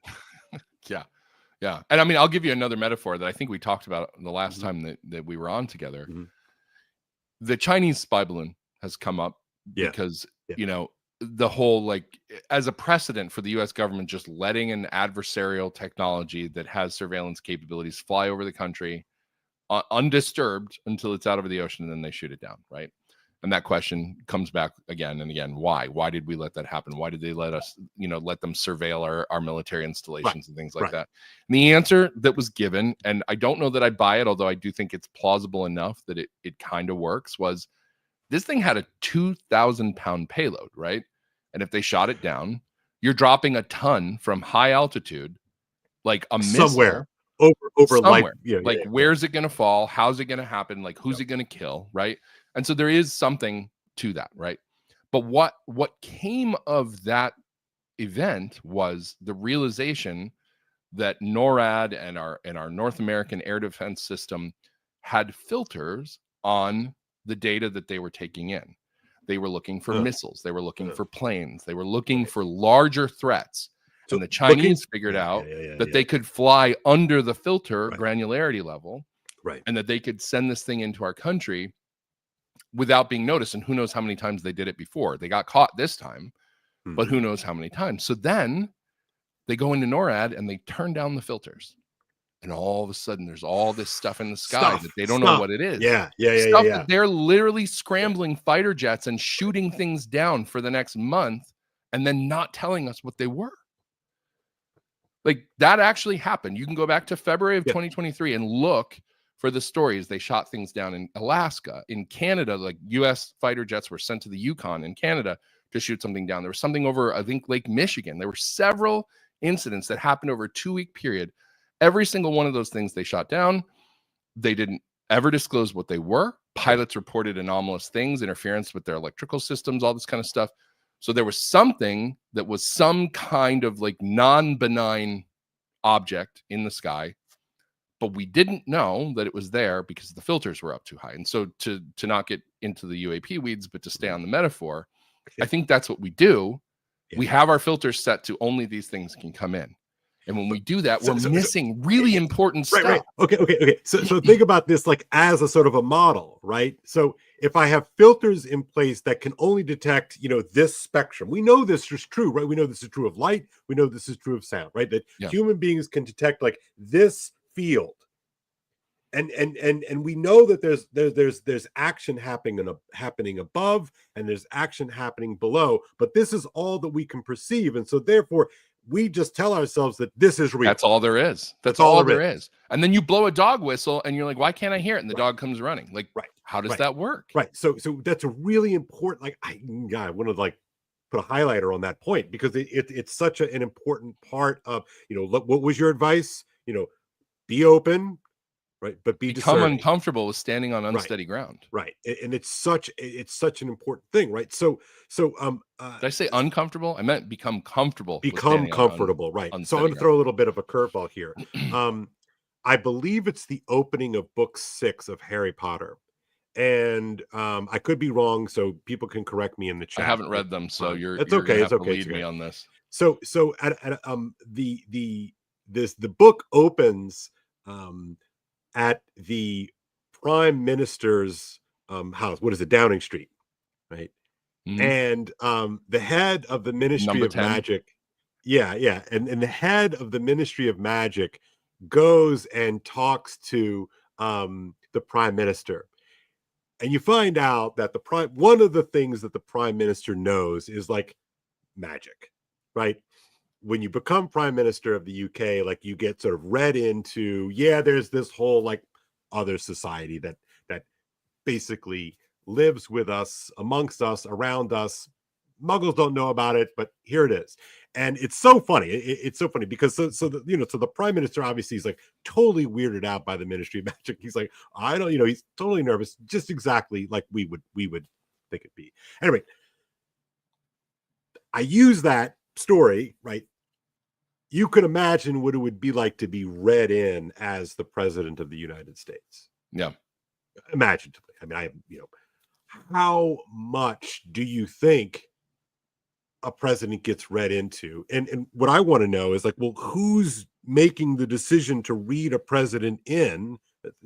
First question. And how widespread of this whole sort of informational layer is hiding in plain sight that we're just not privy to? So they don't. I mean, that's the thing that keeps coming out of the UFO research community is the presidents are treated like temporary 4-year employees who don't need to know. Okay. And like, I don't know if you listened to that episode of American Alchemy that I sent you. I did. But there's that section where they talk about George H.W. Bush. Yes. And how, everybody has assumed for a long time because he was the head of the CIA first, he just knew everything. He knew. Yeah. But if Bob McGuire, who was the guest on that show, is correct, because he spoke to George H.W. Bush personally about it, and he said that no, even in the CIA, they wouldn't read him into the UFO stuff. Even when he became the director, he was told, you don't have a need to know this unless there is an operational reason for you to know this. And if you do have an operational reason, if there's an intelligence gathering event or something that happens that requires you to know this, you have to contact this person, who then has to contact this person, who then will come back and give you a briefing on what it is you need to know that's pertinent to the operational information that you need for this particular moment in time. And so as director of the CIA, he was getting the runaround from his own people who are like, sorry, man, nobody gets to find this out unless they have a damn good reason for it. So who are they? Like, that's what I want to know. Who are they? Like, to me, this stuff is more convincing about the reality of the deep state and the power that they hold than all the rumors about what people have been trying to do to Trump and everything. I'm not saying they're not connected. They may very well be. But like, to have something that is not politically motivated, but where this guy who's got the double threat of having been director of CIA and president of the United States and didn't have all the info because he couldn't get anybody to give it to him, that is crazy sauce. I don't even know what to make of that. Yeah, I mean, talk about do I call that ontological shock? I mean, it's so funny. Like when I think of ontology, I tend to think of like God, but like they're sub ontologies as well, right? It's the science of the study of being, right? I mean, it's existence, right? But when I think ontological shock, right? Human beings can't fly, right? That would be sort of a kind of a classic, sort of ontological shock, right? Whatever. But I want to posit for you, like, there are these sort of other layers of ontology that we hold, so for instance, when I was 18, I had a certain kind of like faith structure in the United States system, right? And as you kind of get older, you sort of recognize that you're not necessarily always the good guy, and like bad things have happened, and and so now at 50, I'm like, the American dogmas begin to fall apart after a while. But fascinating that we call them dogmas, right? Fascinating them, and I want to posit to you that there are sort of ontological structures, sub-ontological structures. Sorry if I'm being weird about this, but no, go for it. Just for the philosophers and the theologians in the stream here. I know I'm probably using that word incorrectly, but I want to tell you, and you sort of alluded to this already, that my sort of belief structure in the United States government, has really altered in the last year to 3 years. And we've talked about chaos, the book called Chaos, about, the Tate murders and Manson and JFK and, MK Ultra stuff and, all these sorts of things. And, that even when you say them after doing extensive research, you feel like you're spinning absurdities. Yeah. Right. Right. I feel like I have to, hedge my bets and assure people that I'm not crazy and, and all these sorts of things. Yeah, all the requisite asterisks and disclaimers. Yeah. But like we know, dude, I'm sitting here talking about aliens, man. I know. Right. I know. Yeah. Word. Right. Yeah. No. So now that I'm going back to sort of this tangible story that we have in front of us right now, we're talking about these drones, quote unquote, these UAPs in New Jersey and up and down the eastern seaboard. Like, you need to be able to stretch it out, to ask some big questions, some big questions about how safe do you feel in like in your house.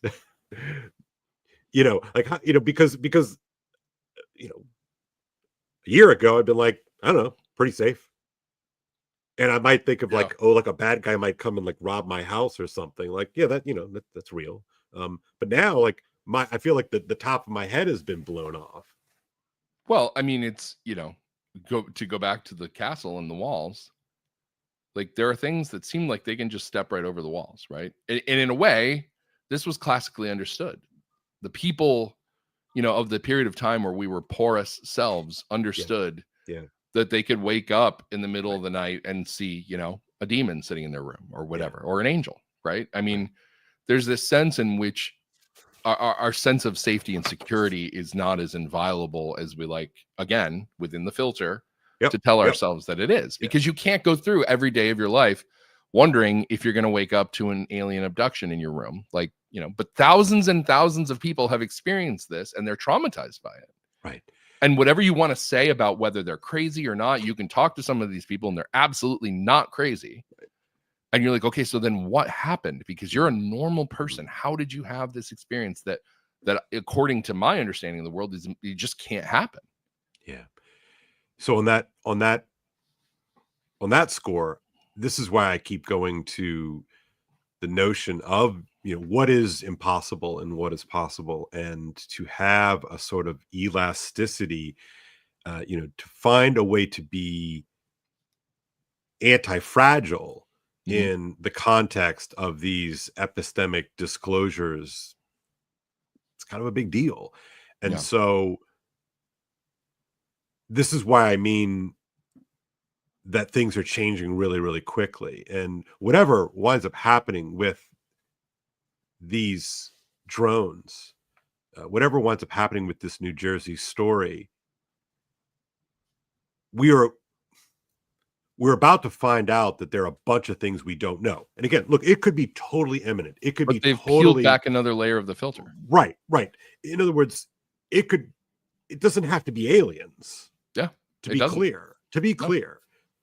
But then now we're going to have to deal with, okay, so then some group, quasi-governmental agency, a group of pirates, I don't know what the heck it is, with vast resources, has resources and the ability and power, to operate, within, like I said to you the other night, and I don't know if I don't think I've said it here today.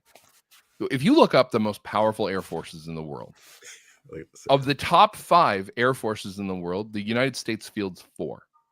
It goes in this order. Number 1 is the U.S. Air Force. Number 2 is the U.S. Navy. Number 3 is the country of Russia.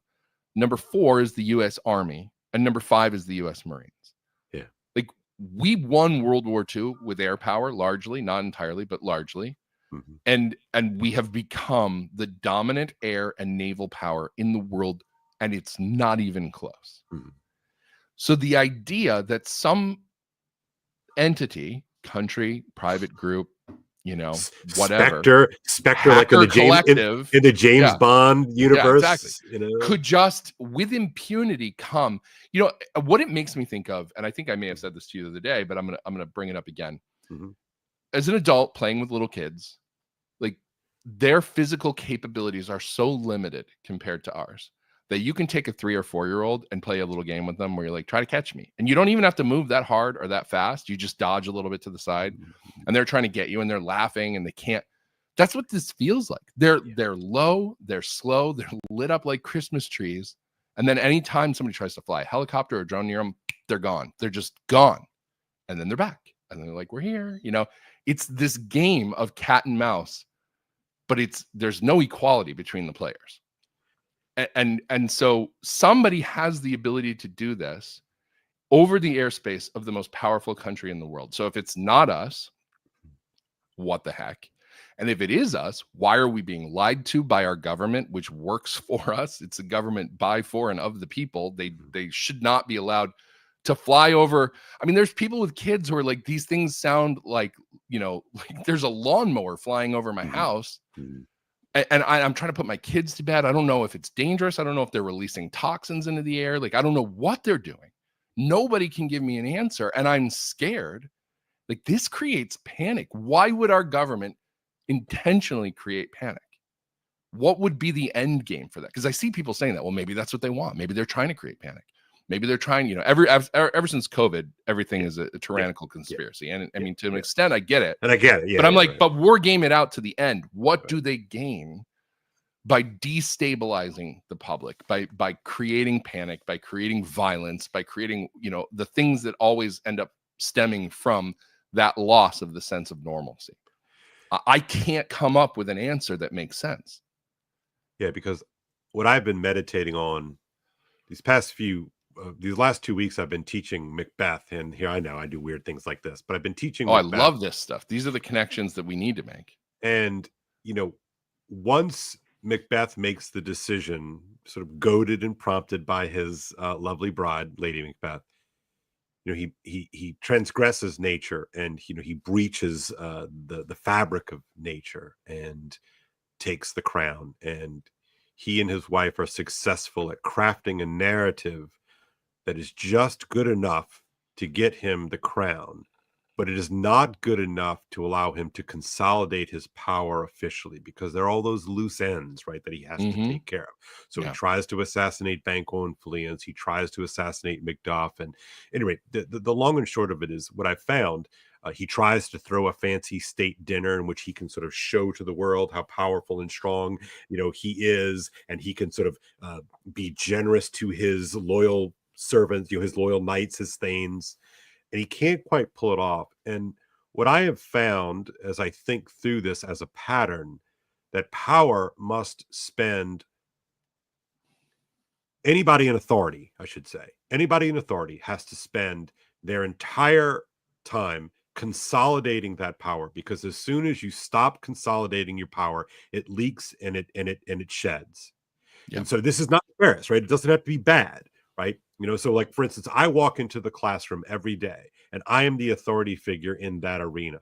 And so I could be tyrannical, but if I were to be tyrannical, eventually there would be some kind of rebellion, right? So what I do is I cultivate a sense of goodwill. I cultivate a sense of like, hey, these are hard things, but we are doing hard things together. And these are the rules and this is what you need to do, right?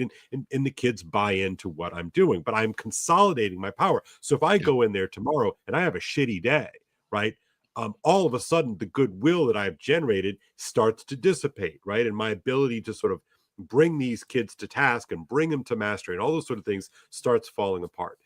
Which strikes me about the government is, and therefore in theory the executive branch here and all the various branches, is that they have a kind of a task to consolidate power. And so to your point, Steve, about what do they stand to gain by creating this kind of instability? Nothing. Nothing that I can discern. Nothing that I can discern. Fair enough, right? That's fair, right? Maybe there's some big, 5D, 6D chess, that's going on, or some data set that we just don't have access to that changes the calculation. Right. But so what could that be? Right.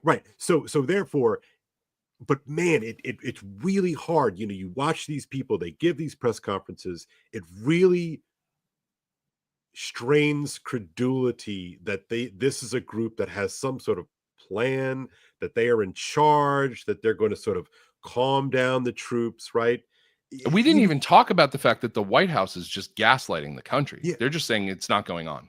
Right. Like that was what they started with is, it's not really happening. We can't verify that any of this is real. And it's like, are you kidding me? Like, it's not just, Marge from the trailer park in Jersey City. Like Chris Christie is on the news today saying they're over his house. The governor is saying he's seen them. Like the local politicians are all saying they've seen them. The cops are saying we're dealing with this. Like everybody and the White House them. And the White House is saying no. No, they're just like, we can't verify that this is actually a real thing. Like they stopped short of calling it mass hysteria, but that was essentially the implication is that people are just imagining it and they're misidentifying the normal planes that they see in the night sky. Yeah. Like that's their play. The Pentagon spokeswoman seemed very confident. Like she didn't seem afraid. Yeah, agreed. Yeah. But she gave us a narrative that left no room to move, like in terms of speculation. It was like, they're up there and we don't know whose they are, but they're not ours and they're not anybody else's. It's like, okay. And so what, like you try to triangulate from a logistical standpoint, from a PR standpoint, because I've been in the rooms where those PR meetings are held, right outside of Washington, D.C. across the Potomac. And it's like, they don't leave things to chance. They sit in those rooms and they talk about, well, if we say this, it's going to be perceived like that. And if we do this, we got to worry about that. And we got to get these people on our side who are, favorable journalists and da-da-da-da-da. And the journalists, by the way, the mainstream media hasn't been awesome, but there have been some good interviews. Martha McCallum from Fox News grilled, I can't remember if it was John amazing. Kirby. Yeah, it was amazing. Yeah. But like there have been some good interviews because I think some of the media people are like, we're seeing them. Like, guy from News Nation was like, I didn't really believe it. And then I went out and we've counted 40 of these things.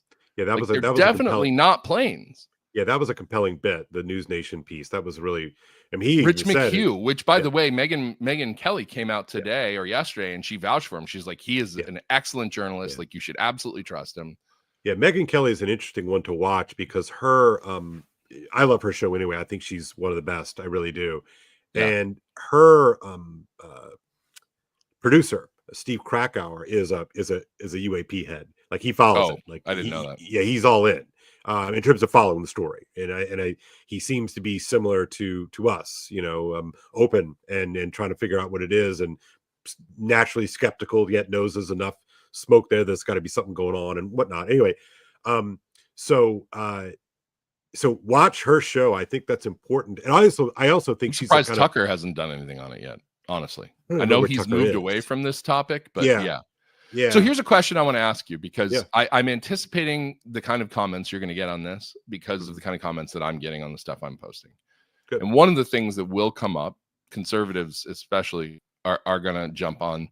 Are you sure this isn't just this incompetent administration?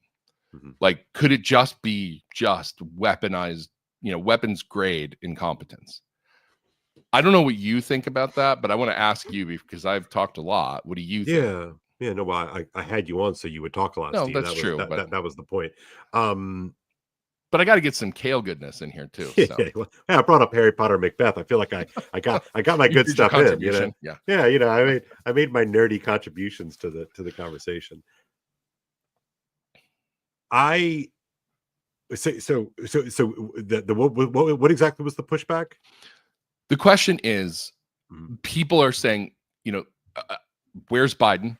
He's been asleep at the wheel. Now he's MIA. Harris is obviously MIA. Who's running the country? Like maybe it's just that they're this incompetent that they're just screwing this up, that the departments aren't talking to each other, that the internal communications are breaking down, that they're just so incompetent, right? That's why we're getting these inconsistent stories that don't add up. And I want to know how that strikes you. I guess, the reason why I struggle with that is right. So in other words, like this is in the woke military too, because we got woke right in the military, Yeah. In part, this is provoked because you have this sort of multi-institutional ineptitude that is sort of coalescing at exactly the right time because we haven't had a Common Mentis executive for a chunk of time, and now kind of coming to a head. Here it is. Yeah, look, dude, that's very possible, right? That this is an opportunity, right? So again, to use Macbeth as an example, right? The whole story starts off with a rebellion, and Macbeth sides with the king and saves the king from the internal rebellion. And so I posed the question to the kids, when would you rebel against a king? And, the three answers that we came up with is that, well, the king is incompetent, the king is a tyrant, or the king is corrupt. And either of those three things invite or provoke rebellion because it's an opportunity. So you could argue then that what we're seeing here with this drone situation is that this is sort of a perfect opportunity for some kind of group to do something. Where I struggle with on that kind of narrative is, I guess,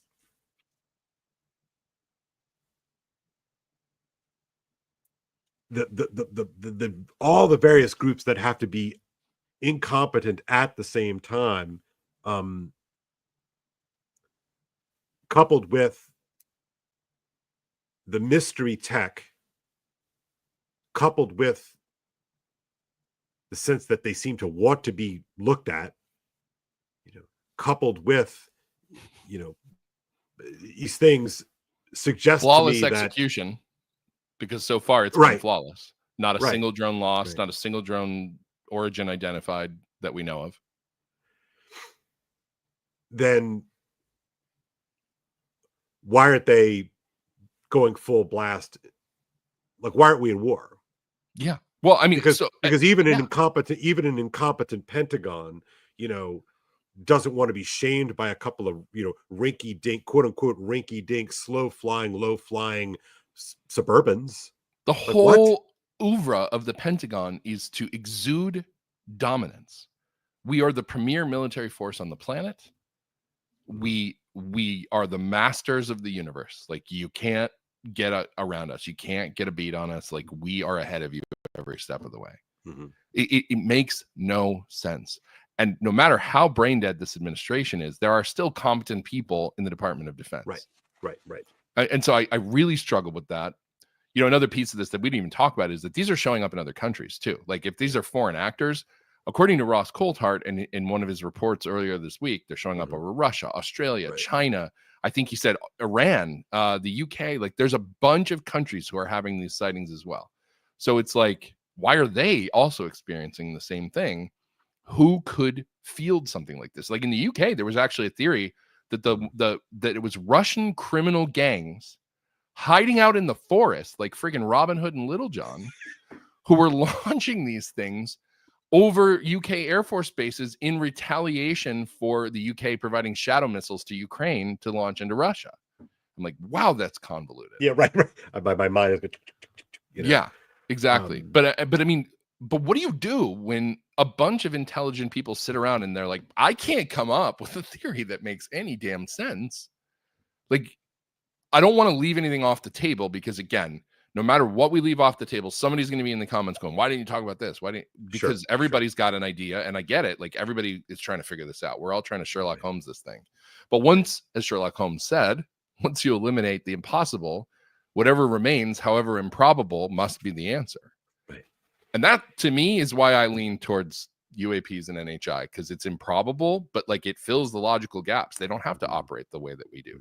They don't have to have known points of origin. They don't have to have technology that we understand. They don't have to behave in ways that seem predictable. Like, to me, that fills gaps that other things don't. Similar. I would say that's, again, for me, that's on the table. As strange as that sounds, right? That's on the table. I mean, I feel like an idiot saying it. Like, as much as I've spent time looking for evidence of this and finding it, like, I'm like, do you really think that, Steve? Like, are you really saying that on a freaking podcast? Yeah. But I kind of do. Like, I kind of think that might be the answer. Well, what is the Rod Dreher opens up his book, the world is way more strange than we believe. Mm-hmm. And to me, this is why I brought up that bit about all religions in 2024, except some sort of very unusual usual ones, we're all de facto modernists, whether we want to believe this or not, and this more than anybody. You look at sort of the, the stories that trads, tell about saints and these sorts of things. It's one of those things. It's almost like Protestant supersessionism. It's like, well, those kind of like cool woo things happened in the past. They just don't happen now. And I just think that we're all exposed. I believe that most of us are just exposed as iron box, eminent cage modernists at the end of the day. I mean, there is something to that, though, right? I mean, there was a priest I remember knowing growing up, and he died probably 30 years ago. Mm-hmm. But he talked about missionary work in Bangladesh and how much more frequently like paranormal activity and demonic activity would manifest in the third world than it does in the first. It's almost like whatever is on the other side of the veil knows how scientific and rationalist we are, how materialist we are, and then they find a different way to approach us based on our pre-existing beliefs. So if you live in the porous world, then you get porous results. If you live in the buffered world, you get buffered results. Right. The whole point is, how do we manipulate you based according to what it is that you believe? Right. And that's what's breaking apart for me. Right. That's what's breaking apart. That's what I see breaking apart. Right. Is this story, the story of the buffered self, and it's for the audience. It's a Charles Taylor thing. I talk about it all the time. Steve is being nice to me. Right. It's, that back in the day, right. Let's say, 1000 AD, that everybody everywhere believed basically that we were porous, that spirits moved in and out of us. And we had to kind of constantly be on guard against these sorts of things. This is not just a Christian thing. This is sort of like all religions type thing. Right. And, we don't do that anymore, right? Roughly at around 1500 or so, this began to change so that, by, let's say 1800, most people believed in this basic sense of a buffered self, that we need not concern ourselves about, these kind of spirits, that we're sort of protected, so to speak, even if you posit that such a spirit would exist. And now you just don't even have to believe in the spirits, right? So that's what I see sort of breaking apart here, is, I guess, both on a conceptual model, but also like on a phenomenal model, right? Because I mean, look at what we're talking about right now. And I think people get confounded by the fact that we're talking about things that are metal and have blinky lights and, are tech, but it's like, what is that even, right? Like I wish I could get more people to watch Skinwalker Ranch, watch that show. I know it's reality style editing. I know that they drag things out, but I mean, over the course of 5 seasons, the intersection of the paranormal and the extraterrestrial or whatever it is that's going on there, like the blinky lights happen, the UFOs happen, but also like weird energy spikes happen, gamma radiation burns that are there one day, and then the next day they go with a Geiger counter and there's nothing there. Weird shadow figures, weird like technological failures. I mean, what's interesting is this is the first thing I think about, and I've actually communicated this to Brandon Fugel, who owns the ranch. He's very active on X. On multiple episodes of that show, they bring in technological contractors because they're trying to do a scientific investigation of paranormal phenomena. And so they'll bring in, drone companies that have LiDAR scanners so that they can scan what's going on under the ground, because there seems to be something under the ground and they're trying to figure out, is that emitting these signals? Like, what is going on? And they go to fly these drones, and these are like expensive professional drones, and they just die. The batteries die, or they rent a friggin' backhoe, and the battery on the thing dies the minute they start digging, and it's a brand new battery, and it happens over and over and over. And so when I hear the cops going, like, or it wasn't the cops, it was a couple of individuals who had private drones who try to fly them up so they can get a better shot of these things. Yeah. One lady was like, look, I can't take off. Every battery I put in, they're fully charged. It keeps giving me a battery error on the controller. Another guy was interviewed on Fox News or something. He flew his drone, and the minute he got near these things, he got a battery error and he completely lost control of the drone. And I'm like, I've seen this before. I've seen this happen before. Yeah. So we are dealing with something that is just so hard to understand. And like, you ask the question, And I feel like what stinks about this podcast is we're not going to come to a conclusion. Yeah, right. Because I don't even know what to expect. I can't give you any kind of fortune cookie wisdom on this because, I mean, we're already past the 17-day mark. It started November 20th. Everybody's saying that that's basically the time when the whole phenomenon around the world started again this year, was November 20th.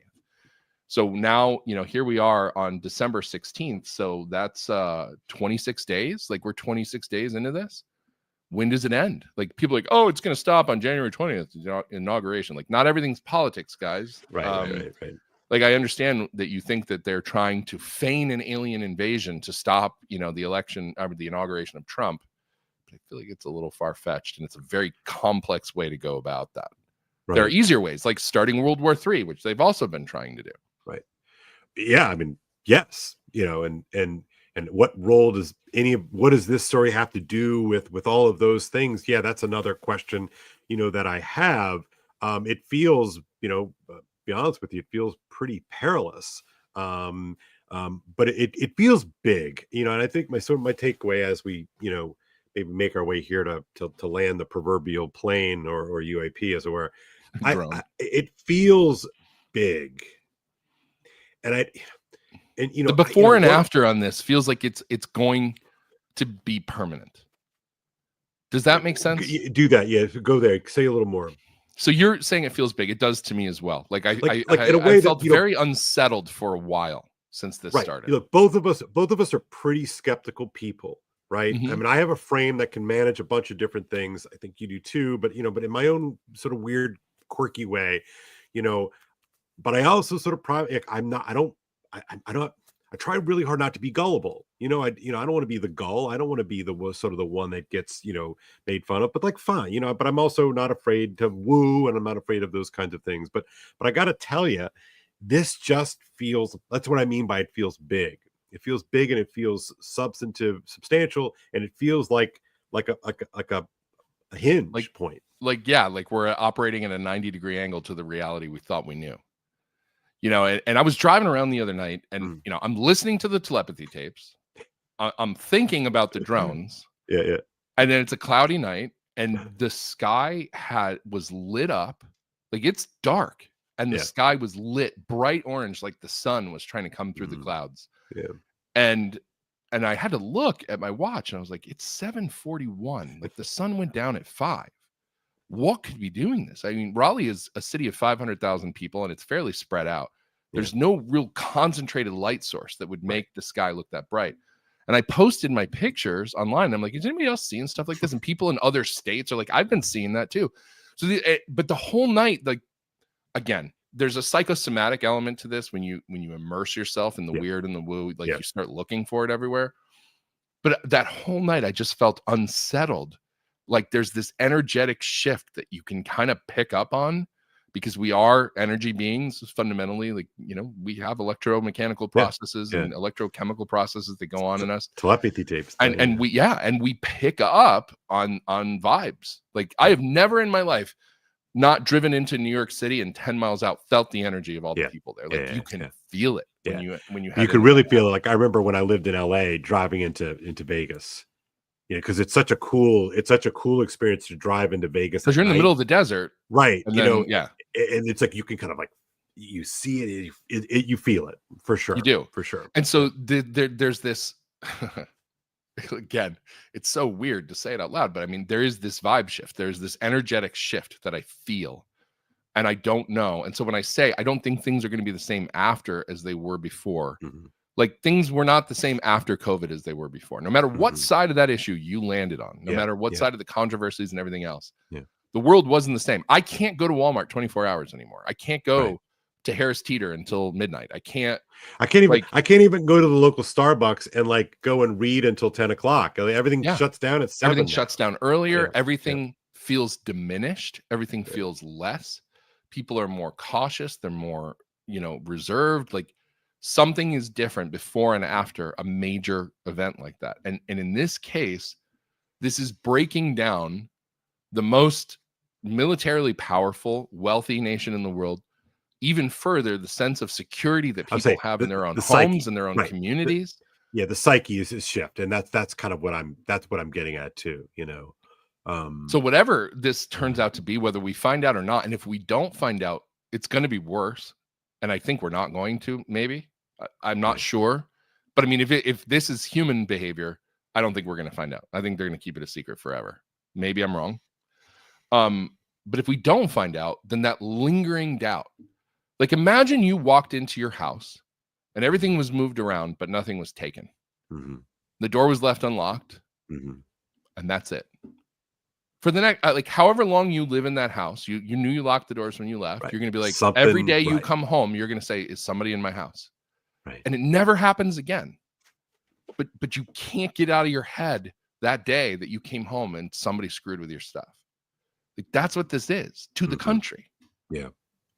And that's wild, man. Yeah. And I think, I do think it's the change. I do think that there's some sort of weird shift. And it, at first I thought it was a change sort of post-election, and because that's also a vibe that has changed. Like all of a sudden. And that's a positive vibe. Yeah. Like things that mattered all of a sudden don't matter. And people you thought that were powerful and formidable are just not anymore. And anyway, there's that whole layer, but this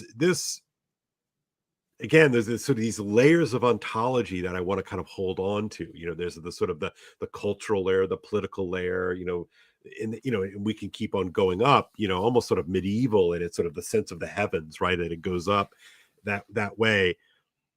But I've been trying to do my best to scan the comments throughout the live stream, and just so you all know, my glasses are like, it's hard for me to read the screen all the time. So we need a producer. You need a Jamie.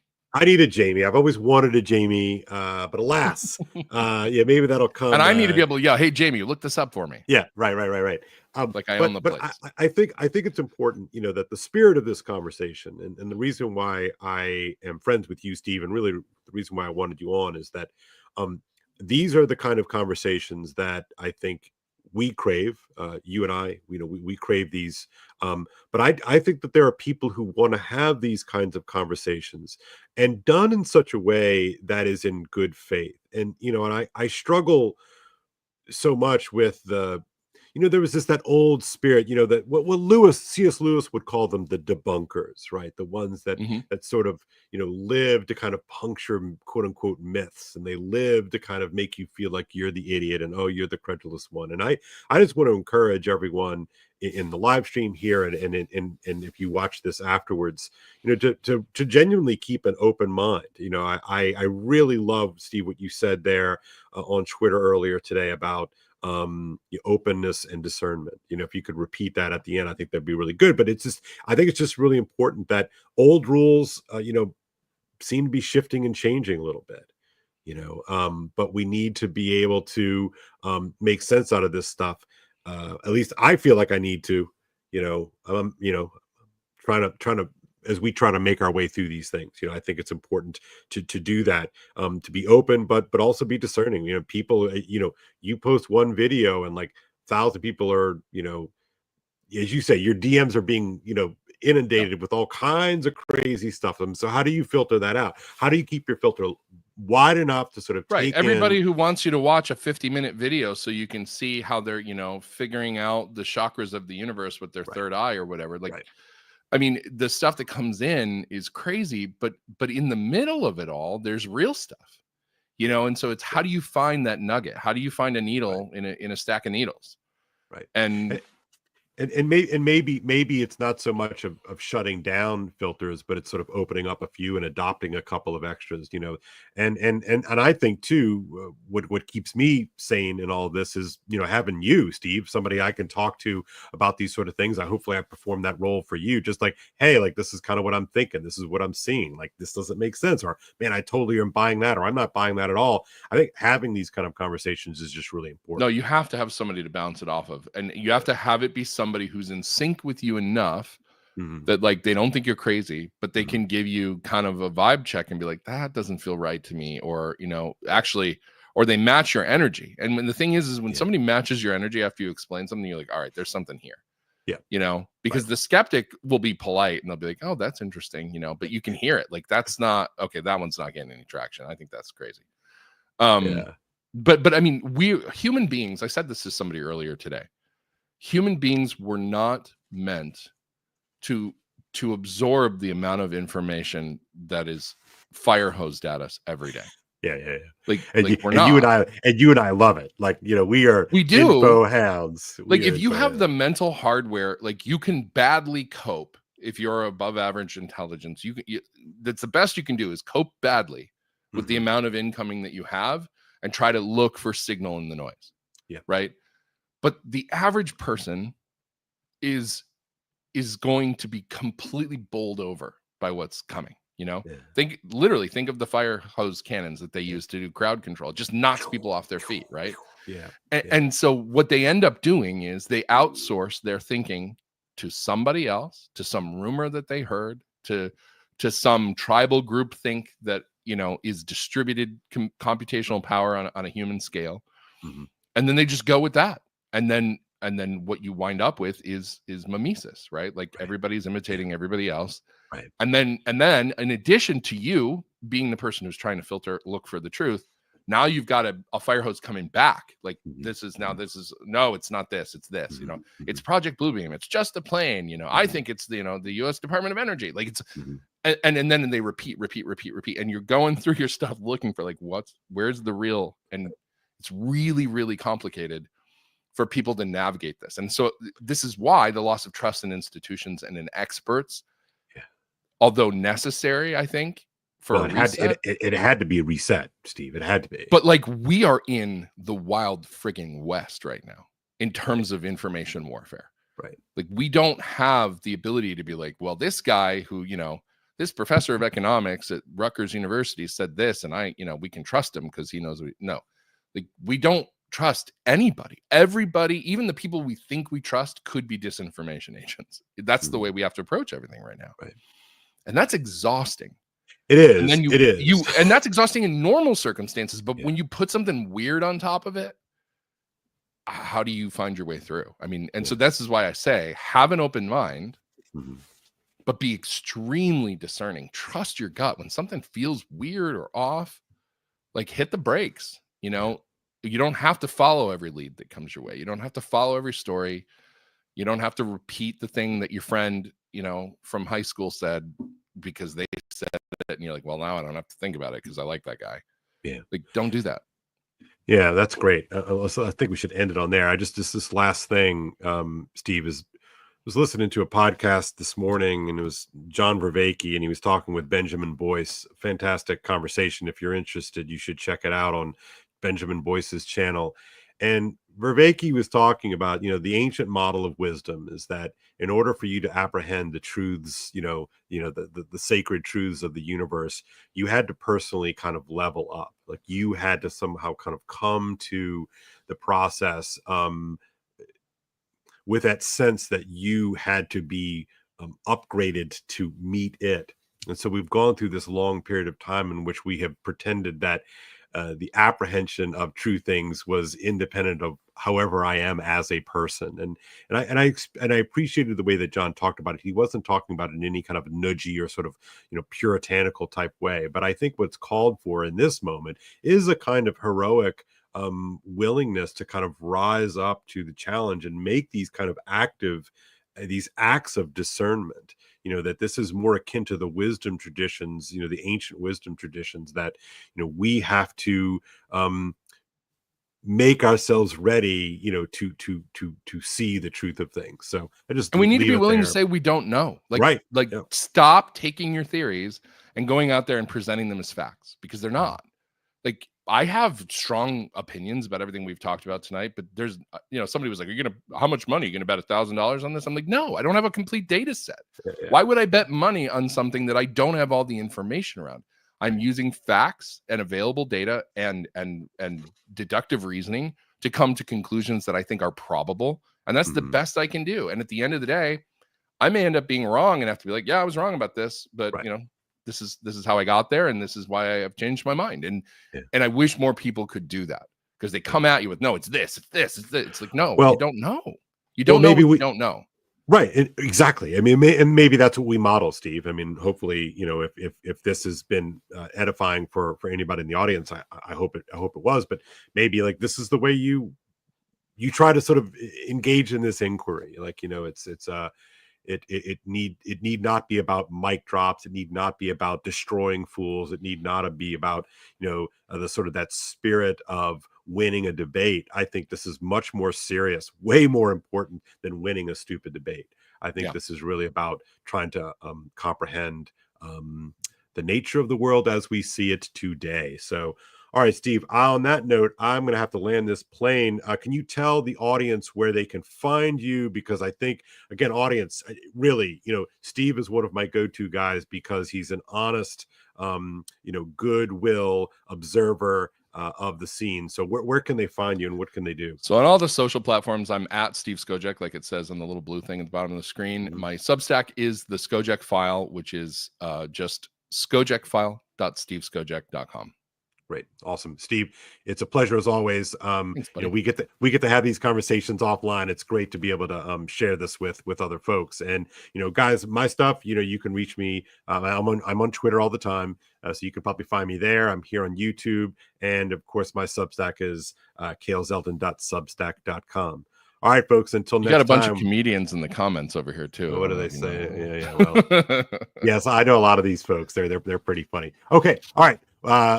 Take care, Steve. Thank you, and Godspeed. All right, take care. Thanks. Bye. Bye.